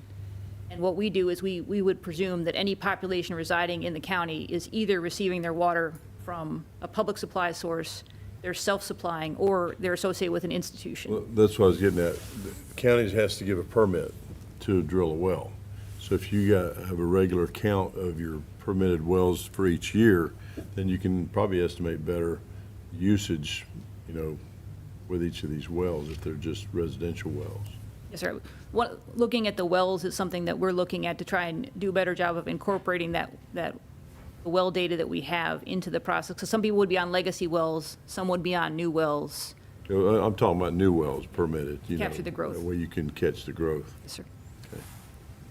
And residential wells are supposed to have a construction permit. Supposed to, yeah. Yes, sir. This one's a permitted Here. wells. Right. So I was going to say, you should be able to keep up Yes, with sir. the new wells anyway. Dr. Brown? Oh, go ahead. This is a totally different question, but back to the flows for the river flows based on, yes, so, yes. This one? The one where you have the 20-year. Yes. So that's the Santa Fe, right? No, that's So this, yes, I can switch over to. Okay, well, that's fine, but the Okay. correlation I'm trying to make here is, on the Ishtokne, we're seeing that pretty dramatic change in rainfall from 2010 to 2020. There's very little additional flow. I know that the Santa Fe River does show a pretty good uptick. It gets its flow, obviously, from Lake Santa Fe, and I know where rain level would change that. But my question is, like in Robbie's report, and we get a report that says that our aquifer levels are at the 25 to 75th percentile most of the time. Were we at over 75% back in the 80s and 2000s whenever we were getting more flow coming out of the Ishtokne? So one of the components is that the time period that we're looking at that for relative levels in those wells is not this full period of record. So when you're looking at the percentiles of where we stand relative to those wells, the time period that we can give you that percentile varies based on the well that's in that hydro conditions report, but most of them do not go back to the 1950s.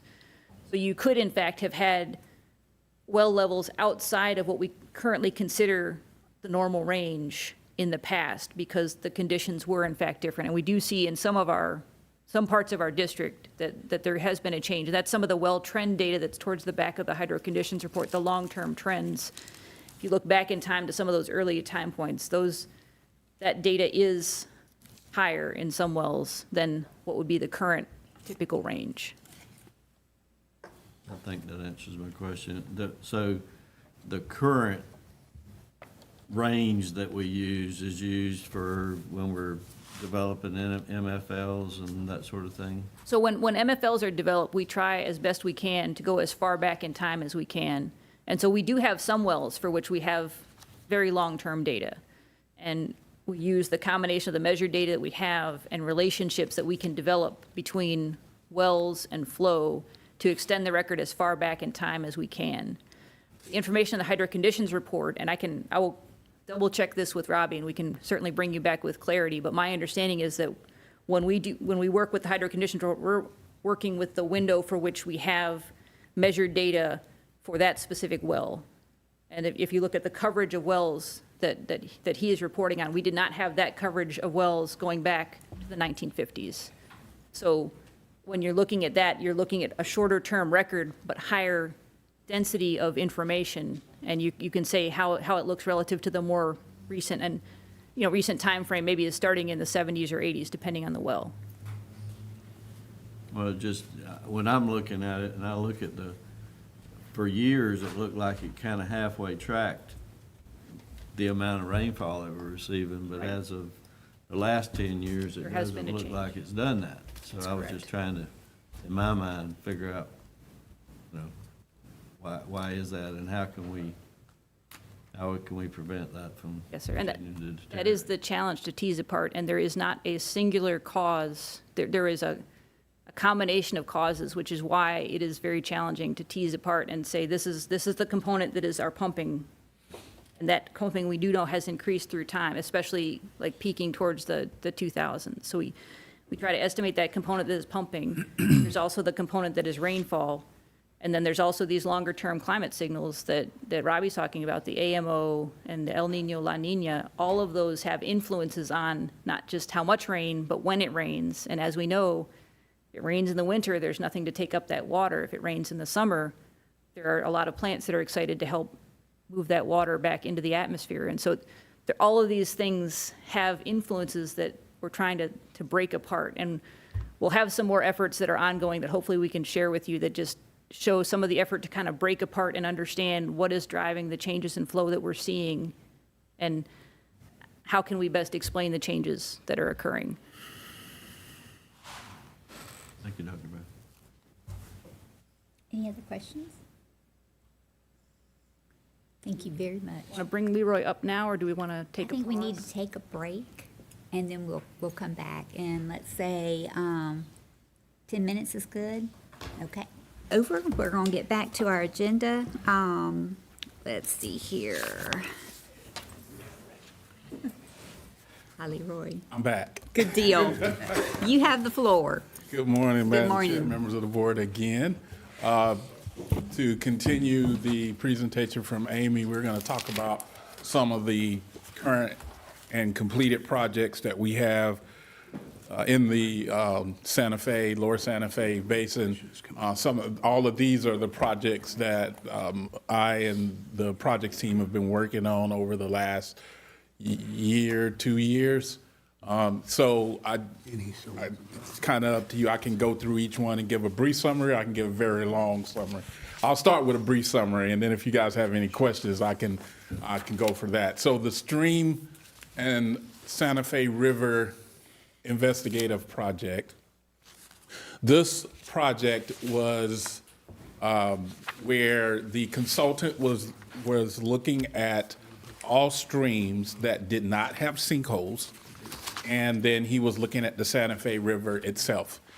He was looking for areas where we can store water to help with recharge of the aquifer. So in this project, he found, it was 21 sites along the Santa Fe and the Alusty Creek that we could do some stormwater projects. And what has been happening with all of these investigative projects is all of the results that they have been finding, we take those results and each one of those results, each one of those studies become a layer on our GIS tool. And then every month or so, Paul and Mary and myself get together and we look at all the layers to see if there's any results that are in the same area. And then if there are, we're labeling those areas as future projects. And so what has happened as we go through and we finish up an investigative project, we layer that on top of all the others, and we look and we say, hey, there looks to be 2 or 3 projects that found something in this area. Let's go look at that area as a project. We name it and put it on our list of maybe future projects. Right now, there's about 7 to 9 projects that we're considering or looking at starting something in the next 6 months or so. But I just wanted to kind of give you an idea of what is happening with this data as we're getting it. Okay, so the next one is the Santa Fe sinkhole recharge evaluation. That one is completed. On this one, we had the consultant to look up and downstream of sinkholes. So the first one looked at streams that did not have sinkholes. This one looked at all the streams that did have sinkholes. So between the two, all streams that were in the Santa Fe have been reviewed, and we have locations along all of those streams of potential sites for storage ponds. I believe there were 15, that came out of this one that are also layered. The Ecosystems Administrative Project, that was a project that Sean was working on. It was the ecosystems presentation I think Sean has given you guys. That was his project on trying to set up the administrative process on how that system would work. That project is complete. And as you can see later, there's the next phase of that. The Cooperative Aquifer Recharge Project is a project up with Nutrien up in Hamilton County. That's phase 1. What we were doing there was finding locations where we may be able to get some water in the ground.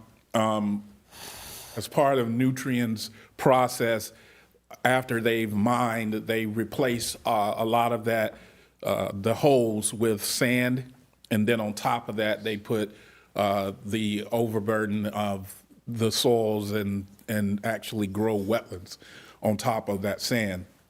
So the question was, well, what happens to that water that gets to the bottom of those mines, to the bottom of those pits? How clean is it? And so there were some criteria we had to go through, but basically in this phase, we were able to locate some areas that we think we're going to be able to go to the next phase of that project. So all of those have completed here in the last 3 or 4 months. Another one of the administrative things, what we kind of have been working on is we work in kind of phases. So we do 4 or 5 projects and we kind of let those finish and we start evaluating, the results that we got, and then we list another 4 or 5 projects and then we do those. And then we finish, and so where we are now is those second phase of 4 or 5 projects are finishing up. We're getting ready to do the evaluation and start the next phase. So we're kind of in phase 3 of this working through the process. But what you're seeing is we're moving from that phase 2 to the phase 3 where we're getting ready to actually start some work. But right now, what's actually going on right now is the Bradford Silviculture Project. That's been going on for a while. That's the project with UF where they're looking at the amount of recharge that could happen when you are doing the different way of dealing with the silviculture. That's linked to the ecosystems project. The retention pond conversion project, that project is ongoing as well. If you remember, we talked about converting retention ponds from the way they are now to being able to hold 100% or close to 100% of the rainfall for that site, getting that water into the ground and seeing what kind of impact that has. We're starting to get the first bit of information. We took the same 30 ponds that we looked at the first time in phase one, and we actually looked at those ponds. We actually did model the conversion and could see how much water we could actually get back in the ground over the last 5 years, looking at rainfall over the past 5 years. Really getting some good results. We're looking in some of the sites, we're looking between 2 to 8 inches of additional groundwater getting into the ground. That's what we're seeing. We're going to compare right now. What their modelers are doing is looking to see how that increase in groundwater is impacting the gauges for the minimum flows and levels. So all of that's going on right now. Getting some good results. They're preliminary at this point, but as we continue to move on, we'll get. I believe we'll get some good results out of that, and can get those results back to you. So where we have about 6 projects that we are getting ready to move into the next phase. One of them is the Cow Creek Investigative Project. So what we're doing here is looking at doing some kind of storage, recharge, mitigation type project over in Cow Creek. We've been talking about this one for a while. However, we have finally got to the point where we can get some, we have a proposed it's not detailed to this point, but we do have a scope of work for that project. We're right now working with DEP to get that funded. And once we get that funded, that one is, we can do the details on the TWA, and then that one will be before you so that we can get that one going. The Ecosystems Pilot Project, again, with all the information that Sean has brought you with the ecosystems and the information we're getting from the Bradford Silviculture Project, we're ready to, the agreement between the district and DEP is getting signed at this moment. And as soon as that gets signed, we'll be ready to go. Sean is ready, or will be ready, I think, at that point to start a pilot on his ecosystems project, which is exciting. Brooksink Phase 2, we are looking here to add an additional drainage area into Brooksink. We have, Brooksink already has the drainage basin to the south going into it. Now we're looking at doing one to the northwest, getting that to go into Brooksink, as well as doing a operation and maintenance plan for that and doing some upgrades to that system. Working with Rayonier here in the next couple of weeks to work out any details on that. We'll be bringing that one to the board hopefully in April. Funding is already there for that one. So like I said, hopefully in April you'll see that one and we'll be ready to move forward. The Cooperative Aquifer Recharge Project Phase 2, this is where we're actually going to take the results from Phase 1 and see if we can put some wells in and monitor that water to see how clean that water is at the bottom of those reclaimed areas. Again, if that water is clean, we can get that water in the ground. If it's not as clean as DEP wants it, then we got to figure out how to get it clean. But the next phase would be to monitor the proposed process and to see how clean that water is, to see how much water we can get in the ground how much water those wetlands can take, all of that good stuff. So that's the next phase. Again, we're going to be, we're working with WSP to work out the details of that scope of work right now. We have worked with DEP on some funding. I think it's not secured as of yet, but we're going to be working that out. And then we'll be bringing that one forward to you. Bradford County drainage well. There was a drainage well that was in Bradford County that the district is proposing to refurbish or reuse. We're going to move it and use it. That project is already funded. So we will be working with the consultants to put together a TWA with that one, and then that one will be forthcoming. And then again, the La Crosse stormwater pond, we've come before you with that one, with the results of phase 2 of that project. We know the cost to construct, I think it was 5 different options that we had. We were looking at maybe the largest one to get the most amount of water in there. It had the best cost benefit ratio. So at this point, now that Steve's gone, I got to work with Caitlin, but we're going to work on the land acquisition phase. We're working to get some funding for the land acquisition with DEP through the AWS funding source. So as soon as we get that funding secured, we will start the land acquisition phase for the La Crosse storage pond. So that's kind of the projects that we have. And again, as I mentioned earlier, I have another about 6 or 7 projects that we've been doing our GIS review, and we have about 6 or 7 projects that we need to go out and do some field reconnaissance. But as soon as we do that, with however many of those 6 or 7 we feel can work on the ground, then we're going to be bringing those and finding funding, and then bringing those 6 or 7 in addition to the 6 that you have here to you for approval as well. So those are all the current projects that we have going on for the office, and I can stop right there and ask if you have any questions on anything that we're doing on these ongoing projects. Any questions on any of those projects? Yes, sir. Mr. Leroy, what is the, do y'all have a piece of land that you picked out for the La Crosse project? Madam Chair, we do. It was, we provided that when we did the workshop with the results from the last La Crosse. I don't have the landowners' names with me this morning, but we do have, I think it's 2 or 3 landowners that we're going to be reaching out to. Doesn't Alachua County own a bunch of land around that way that they have in public land or not? Madam Chair, I'm not sure if they're in that area. I'm not sure.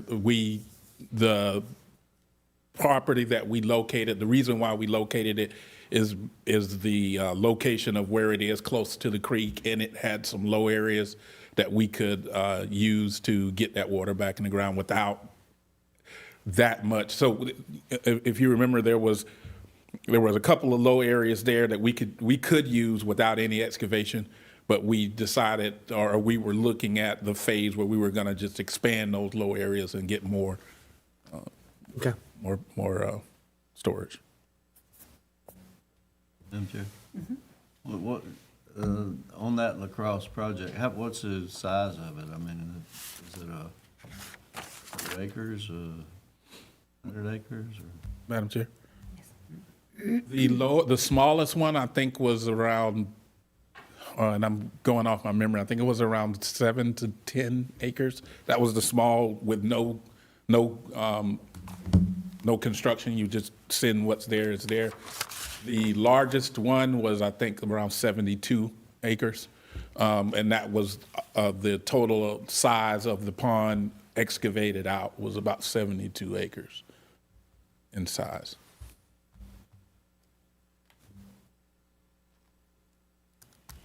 Madam Chair. Leroy, on the Bradford drainage well, what kind of system are y'all thinking about for there? Being that's such a low area anyway.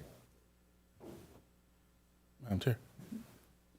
The discussion we've had at this point is to have a diversion structure, kind of like what we have at Brook Sink, to divert water off of Alligator Creek into a conveyance that will go to a drainage well.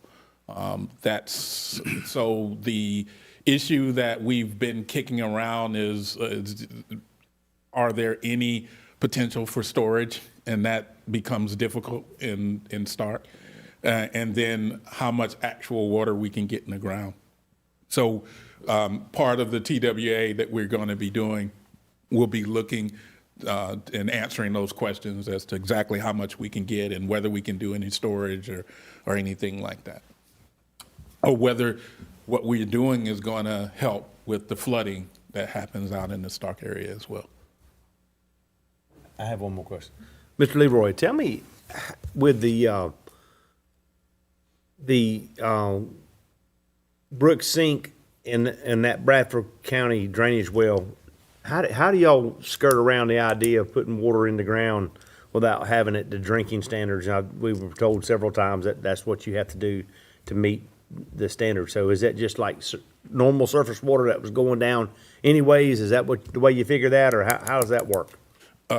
Madam Chair, basically that's what it is. In the Brook Sink one, we actually did a study to figure out before land was altered what was going to the sink previously or before the alteration.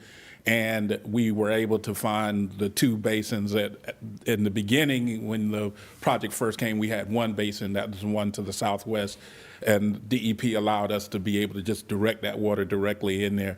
We went and did another study and found another basin that historically drains there. And actually, it drains there now, but only under high rain events. Because there's a constructed outflow in another direction. So DEP, based on that study, DEP said that because it historically went there and does, that we can send more water there. So that's what we're doing in the Brook Sink. In the case of the drainage well, pretty much the same thing. It was an existing well. It had existing flows to it, the same system. And so we're just going to relocate it in the same system and take the same water that's been going to it before. That sounds pretty exciting. So the question that I have for you is how many other natural systems do you think we can identify to be able to try to promote some more of this headwater pressure, if you would, back to the Santa Fe? Is there more opportunities other than just what's in Bradford County or Brook Sink, you think? Madam Chair, I believe there are other opportunities. Again, the 6 or 7 projects that we're looking at now, that's exactly what's going on. There's sinkholes. The question is, are they taking water? And if so, how much water are they taking? And so we were able to locate them on our GIS layers. And we feel like just looking at our GIS layers, these are viable projects to try to get more water into them. So we're going to go out, look at them, probably conduct a study, or probably not, will conduct a study for the ones that we think will work, and see how much water we can get to those sinks and put that water in there. So I believe there's more out there like that. I had a conversation with a gentleman yesterday that had a drainage well on his property. So the question was, okay, well, how much can we get there, and how much will DEP allow us? So I think those exist. We got to find them and do the studies to be able to get that water in there. Would they consider taking any water from Taylor County and bringing it over? I know it's the county lines and on one side of the river or the other. I mean, we'd love to help them out over there. I mean, there's opportunity there, low-hanging fruit or something, you know. Madam Chair, I believe we are looking at some opportunities. I don't know if they go all the way out to Perry. That's a good. No, you don't have to quite go to Perry. We got some land on the east side of Perry over there. We can, Taylor County's Taylor County. You know, we got a big county. That's a long way. But hey, with enough money, it could happen. So, Are there any more questions on the current projects? that You we're- were on the cooperative aquifer recharge. Is that some of what you're talking about, is discovering places that you could just recharge the stormwater in, or is that something different? The cooperative aquifer recharge project? That's the one that's on Nutrien site. Okay. And that's where we're looking at those reclaimed areas to try to get some water into Gotcha. those. Okay. Any other questions? With regard to the nutrient site, is it, my impression is, and that's based on some data and information we had on this construction going out here just north of Live Oak, but on those mining areas, when they reclaim that, is it not, does it perk? I mean, is it just clay and overburden that ends up laying there that holds a pond, creates a wetland? Madam Chair, it depends. My two favorite words. It depends on how they reclaimed it and the functionality of it. In some cases, they may be capped with clays, and you don't have that. And in most cases where you see that, you'll have like lakes and stuff that don't perk, and they just create wet pond areas with the wetland vegetation and all of that.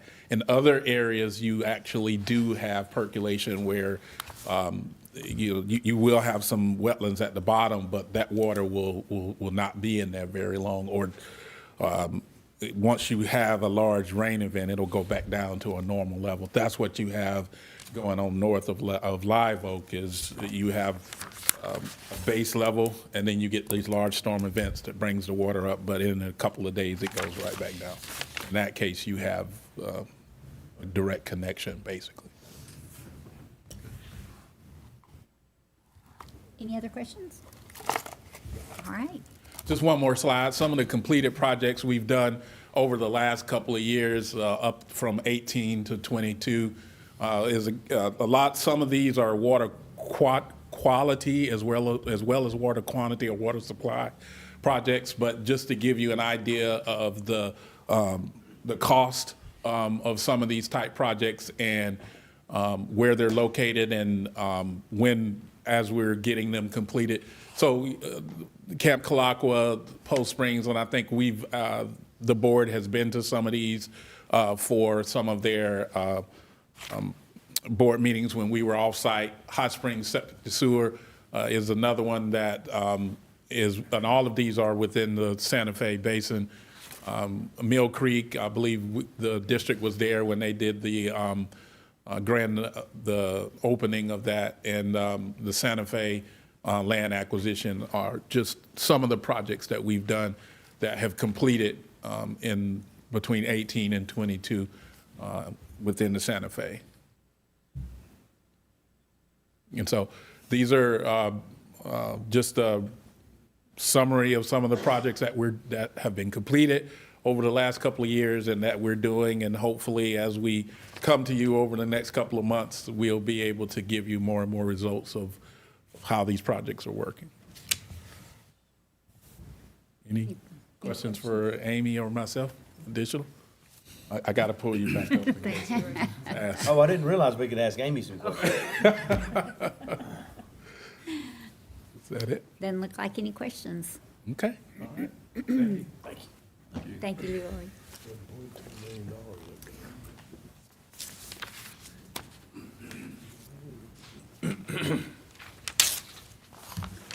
Projects team is definitely busy, as you can see with that. And I do think that we do, Mr. Richard, relative to your question about other sites, having worked with a number of ag producers over the years on their lands in that basin, I think that there are other sites that, whether it's a sinkhole that we could, similar to the Brook Sink, where we could restore that natural flow to it, or if it's siting some drainage wells in areas. And one of the projects that we'd like to discuss with Stark, as you've heard in the past, we've looked at taking some of the discharges from the wastewater treatment plant there and looking at the cost for there and at Lake Butler associated with, since that wastewater plant's going to be upgraded, go ahead and treat it to that standard where that water could be put back into the ground rather than out into a spray field,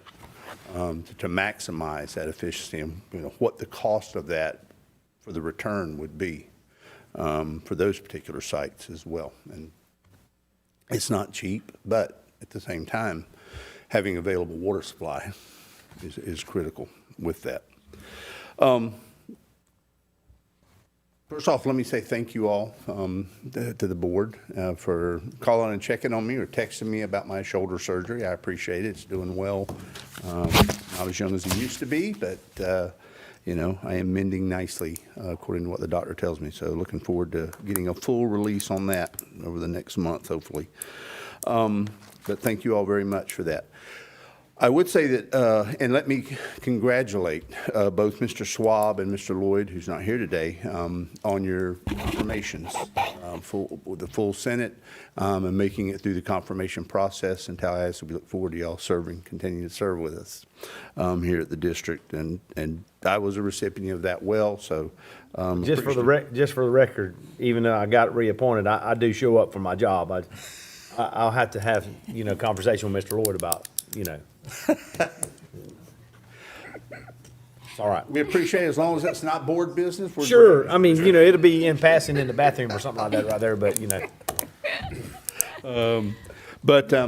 We'd like for Ben to step up to the podium real quick and give a summary. It'll be a brief summary of the legislative session and how it concluded. The budget is out for the governor's signature, so we are waiting on approval for that, as well as the complete bills with it. So Ben wants to come up. Tyler did a great job up there, I will say, and he was a lot more informative than Ben is, and so he better keep an eye on him walking by. But, no, they both did a great job. Looking forward to moving forward. As I mentioned before, Tyler was hired to succeed Ben in the legislative role with it. He has a lot of other attributes that I think will be beneficial to the district here as well. And you'll be seeing Ben more here going forward. He'll be taking on some of the responsibilities that Steve Schroeder had as well. And but we'll have him give an update. Good morning, Madam Chair, members of the board. We did have a successful session as far as the budget goes. So just to give you the numbers really quick, we secured our $6.5 million appropriations that we get on a recurring basis that support district operations. Those were all funded at the same levels as previously funded. In addition to that, we got $2.5 million to go towards our exterior facilities renovation. So that project, all this I should have said first, is pending the governor's signature, and on the budget he does have a line item veto, so we're hoping he will be supportive of these items. Think he will be, but we'll know that once he finishes going through the budget. But should he approve it, then we'll get started on some of our exterior facility renovations. Talking about some of the grant programs you heard Leroy mention, Springs was funded at $55 million. Alternative Water Supply was funded at $55 million. The Resilient Florida Planning Grants was funded at $20 million, and the wastewater grants was funded at $135 million. Those are all programs that we've been able to work with DEP and get projects funded in our district. To give you a quick rundown of the bills, and I will say Tyler will be coming to you next month with a little more in-depth presentation about what bills passed and what that means for the district. But just a quick rundown of the numbers. 1,957 bills were filed. That include to those, there were 2,196 amendments filed, 3,055 votes taken, and of that, 325 bills made the cut and have been enrolled and will be sent to the governor for signature. So, wow. Pretty busy session. Happy to answer any questions. I have to ask, all these bills are introduced and passed, and were there any that were, Worth talking about? put to bed? Ah, dear. I would have to go through, related to the district, I do not believe there were any that took anything off the books. There could be some outside of our area that did, but related to the district, there was not. Okay. There were definitely some that did not. Of all the bills submitted, Right. definitely some that did not. Go through.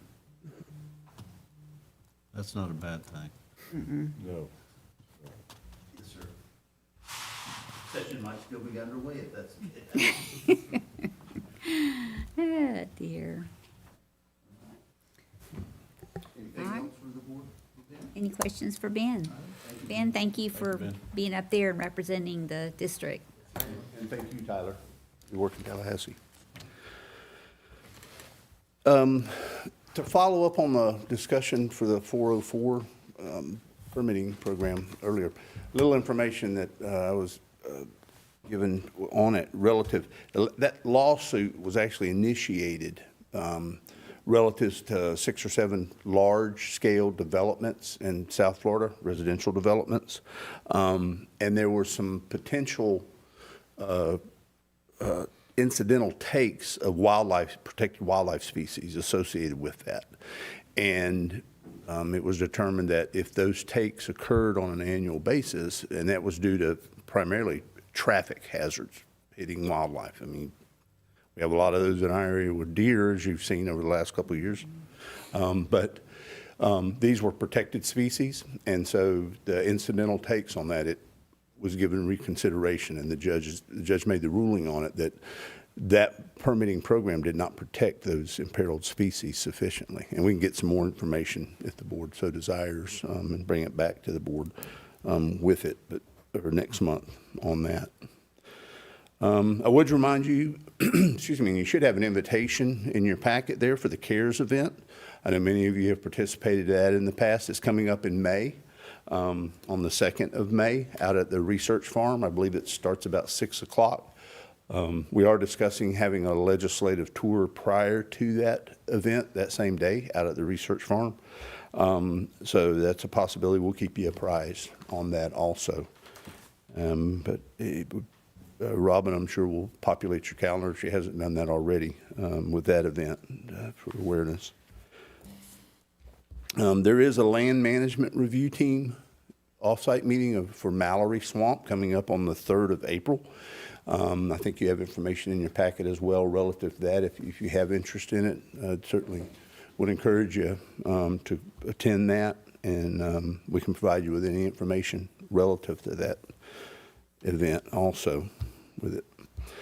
Still planning on doing an off-site tour in May, weather and river levels allowing, to look at some of the areas associated with our Swanee MFL development.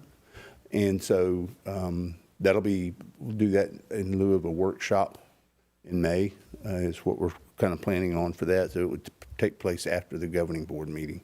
And we'll bring more information on that as well next month.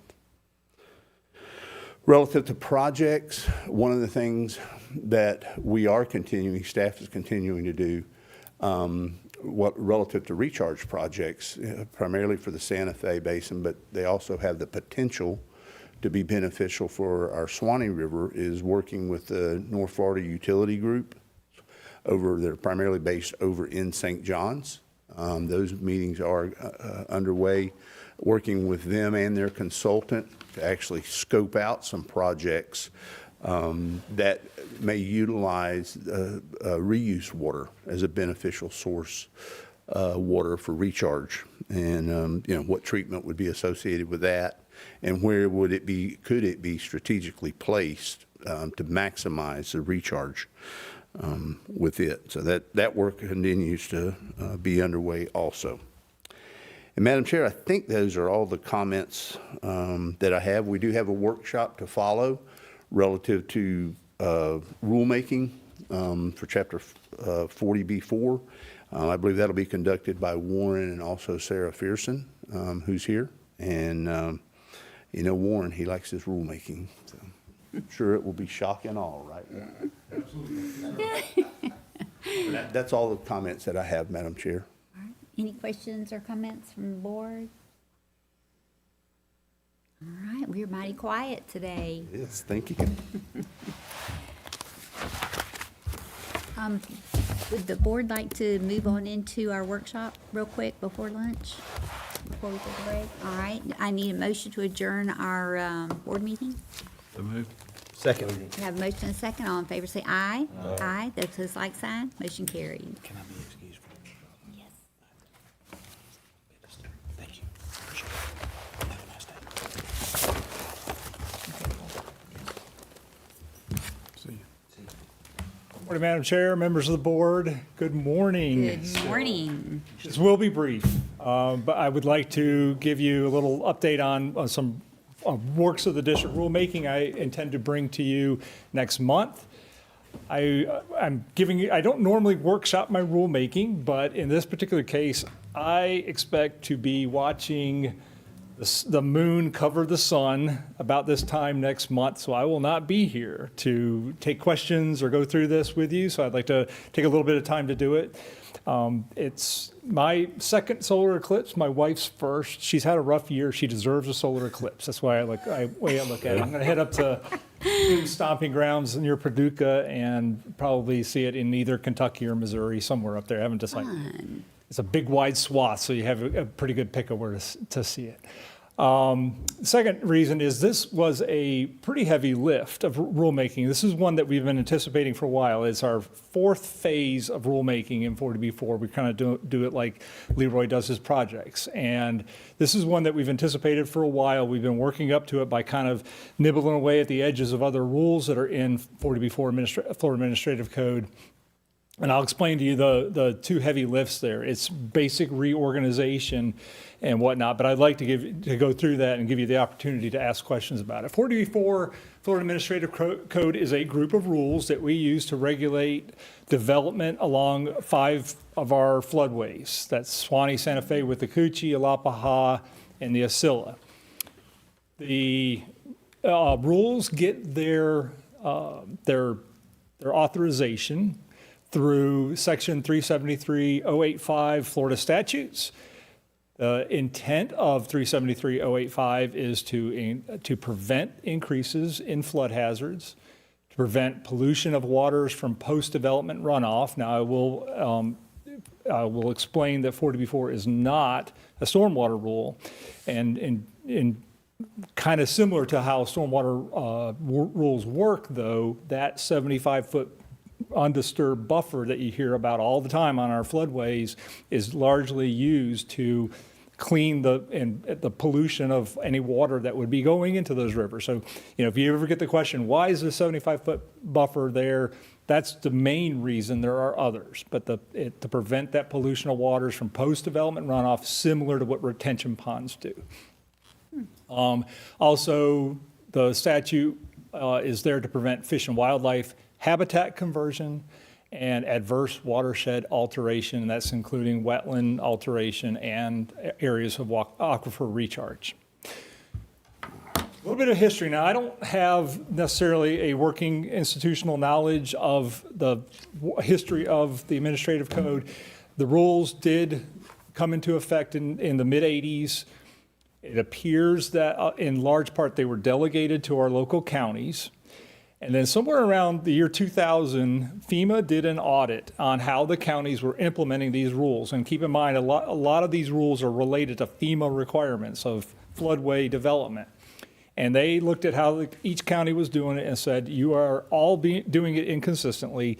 You need to get your act together. And around that same time, the district stepped back into the picture and officially took over the regulations ourselves. So we do a lot of training with the county still. A lot of them still have familiarity with it, but we're the ones doing the regulation.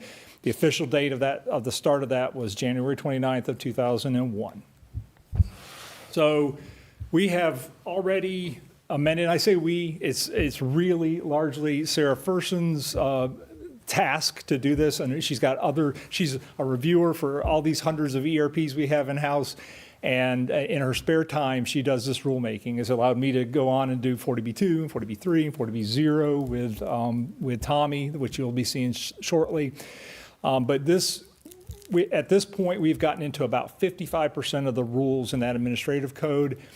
We're going back into 40B4 1020, which is the definitions rule, going back into 40B4 1090, which are documents incorporated by reference because of things that we've noticed that needed to be put in there and defined from this recent rulemaking. The two big heavy lifts will be 3010 and 3030, works of the district permits and conditions for issuance of works of district permits.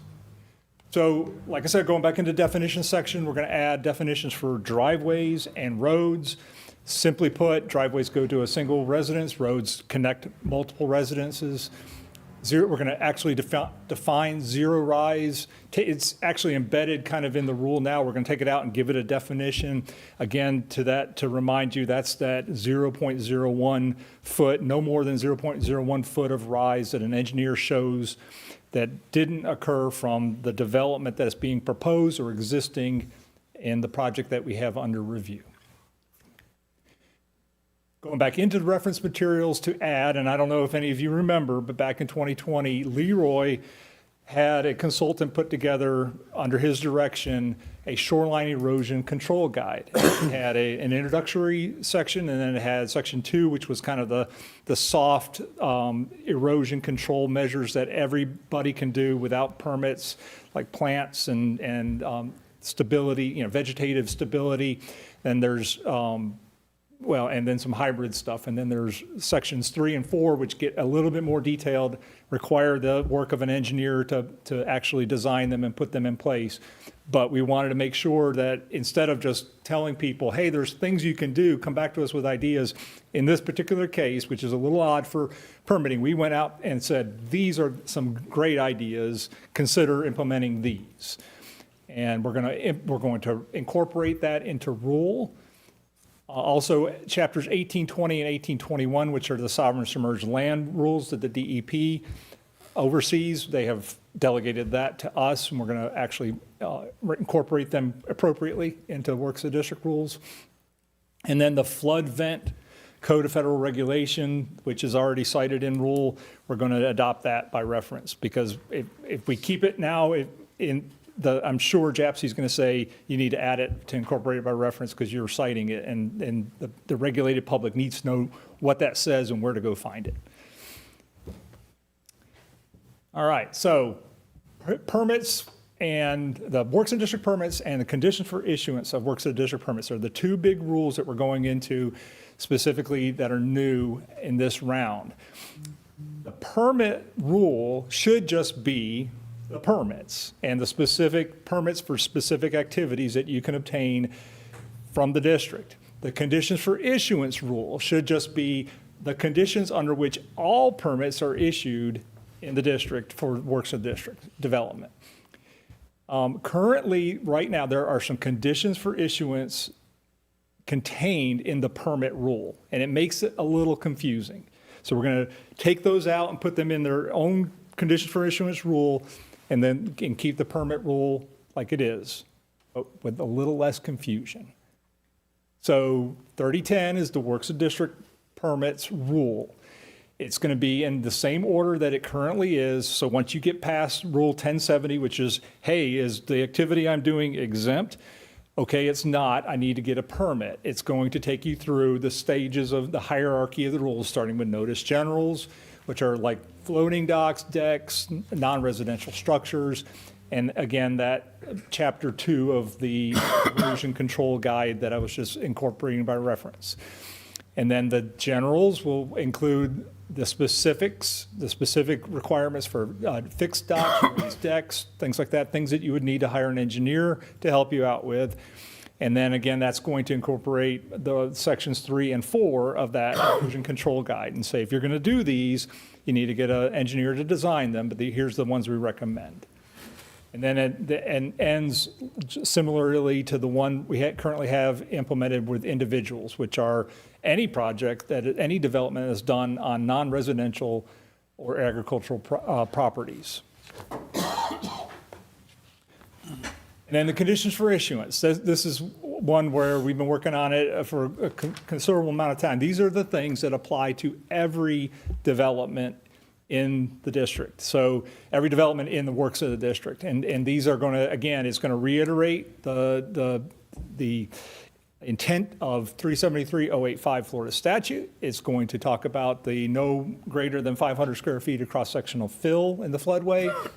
It's going to again talk about the zero rise requirement that anytime you're doing a project, you have to meet that if you're putting objects in there that could cause a rise. It's going to have the 1 foot above the 100-year flood elevation for the lowest structural member of residential structures, and our beloved 75-foot buffer, which is also a calculated setback for non-residential setbacks. So again, just the bare bones requirements that you have to meet no matter what kind of permit you get go in conditions for issuance, and that's what it's going to look like. Rulemaking timeframe, hopefully we'll have some language for you to chew on next month, and then we would go to a notice of rule development. If requested, we'll do a rule workshop, but again, this is, I think, in addition to the brochures that Troy put together, the amendment of 3010 and 3030 will be the most significant clarification that we've done for people residing on our rivers and understanding what they can do and what permits are required that we've done so far. And so I don't think we're going to have need a workshop because it's going to make things more understandable. Hope to get the final rulemaking materials together by, say, mid-summer. And that's a lot of work on Sarah's part, where she's got to explain to the governor's office why we need to do these rule changes. And you got a lot of write-ups you have to do for the Joint Administrative Procedures Committee. The good news is that since it's just a reorganization of existing rules, there won't be a statement of estimated regulatory costs required, so no CERC. And then I hope to go to the proposed rule late summer, which would give us an effective rule probably early fall. So with that, I will take any questions. Any questions? I like simple. That sounds great. Yeah. I do too. That's what I was going to Yep, cover. yeah. Simplicity is great. And if the permittee is able to read the rule and understand it, it's a great thing. I think it's a badly needed reorganization, for sure. Good deal. Okay. All right. Thank you. Thank you very much. Enjoy your my eclipse? Yes, that sounds wonderful. Pray for no clouds. Yeah. All right, is there anything else that we'd like to talk about? I'd like to bring up one item. All right. I got a call from NOAA yesterday in Jacksonville, and the current location for their weather station has always been at 98.1, right back here, where they're closing it down. So they don't have anybody to go out and check the weather station every day to keep up with their documentation. And it's been going on since 1955. So they want to continue Live Oak as a major weather station. Mm-hmm. So we moved it to our water plant in the city, which we're obligated to do that every day anyway at our water plant, or our wastewater plant. So we had him out there yesterday. He's going to move the station to the city water or wastewater plant. So just a little information for history as far as keeping up with the records of rainfall and things like that. I mean, helpful for continuity, because they shut those sites down, and then you wind up with data Right, gaps. so now we should be good for a long time there. I just want to bring that up. Awesome. All right. If that is all, then we'll go ahead and just adjourn our workshop. And I think Robin's probably close to being ready for us. And everybody have a very nice Green Day. St. Patrick's Day. Oh, St. Patrick's Day. And Easter, it's early this And year. Easter, that's right. Easter is right around the corner. Better get your baskets ready.